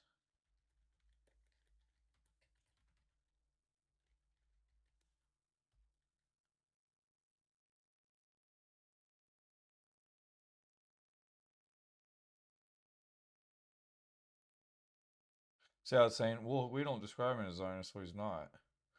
In the political sense, Zionism is not political, first of all. It's an actual damn nation called Zion. And it used to be a country called Zion, which was Africa back in the way day, originally, before they recoined it to Africa, Eden. And then later on, after that was exposed to not being the actual Eden, it got turned to just regular Africa. Scientific Freeman, the Israeli government was reportedly eager for his unique expertise in composite rocket propulsions, which he had invented. Of course, the Israeli government. How is the Israeli government doing anything if they weren't established yet? Like,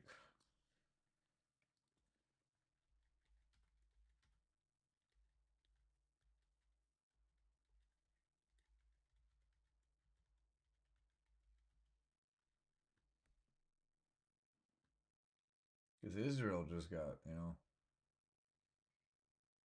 prime minister and prime. Yeah, these are all these people that founded.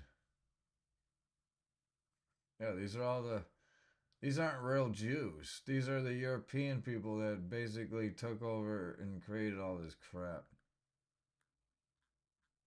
So yeah, this is basically just a story of them infiltrating the American history of our rocket who was considered engineers. the wickedest man in the world. Basically, he got corrupted because that's who was asking him to come work for them. The founding fathers of Israel are corrupt. Robert Maxwell's one of them. Ghislaine Maxwell's dad. He helped establish it. So yeah, he got tricked.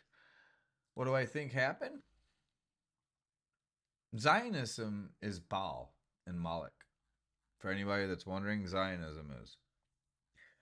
And anybody that's representing these kind of people, yeah, you're Baal and Moloch. Your sex rituals. This was basically Epstein without being Epstein. So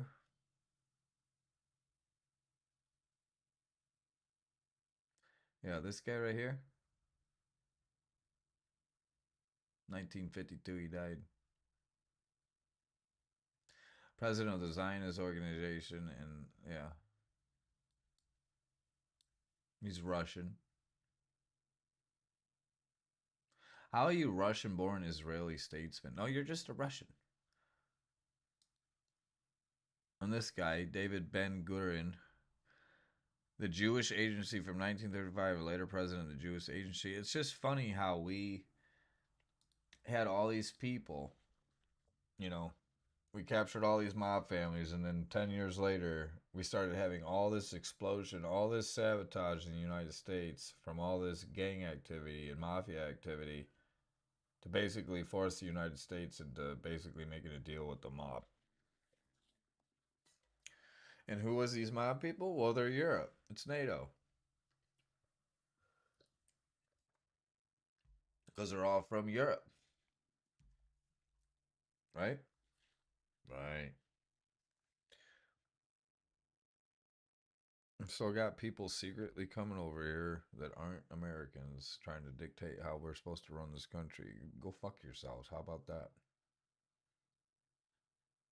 How about you stop using AI to figure out how to run the country and the show, or the actual system? It's being so reliant on a machine. How about that? Anyways, hope you guys enjoyed this. We touched a little bit on this. It was a long one. Hope you guys got a little bit of knowledge and truth out of it. If you want to touch into it and you don't want to dig into this, just watch Captain America, I guess. Because it's the same people. Right? Maybe I'll go watch it after this. But you guys take care.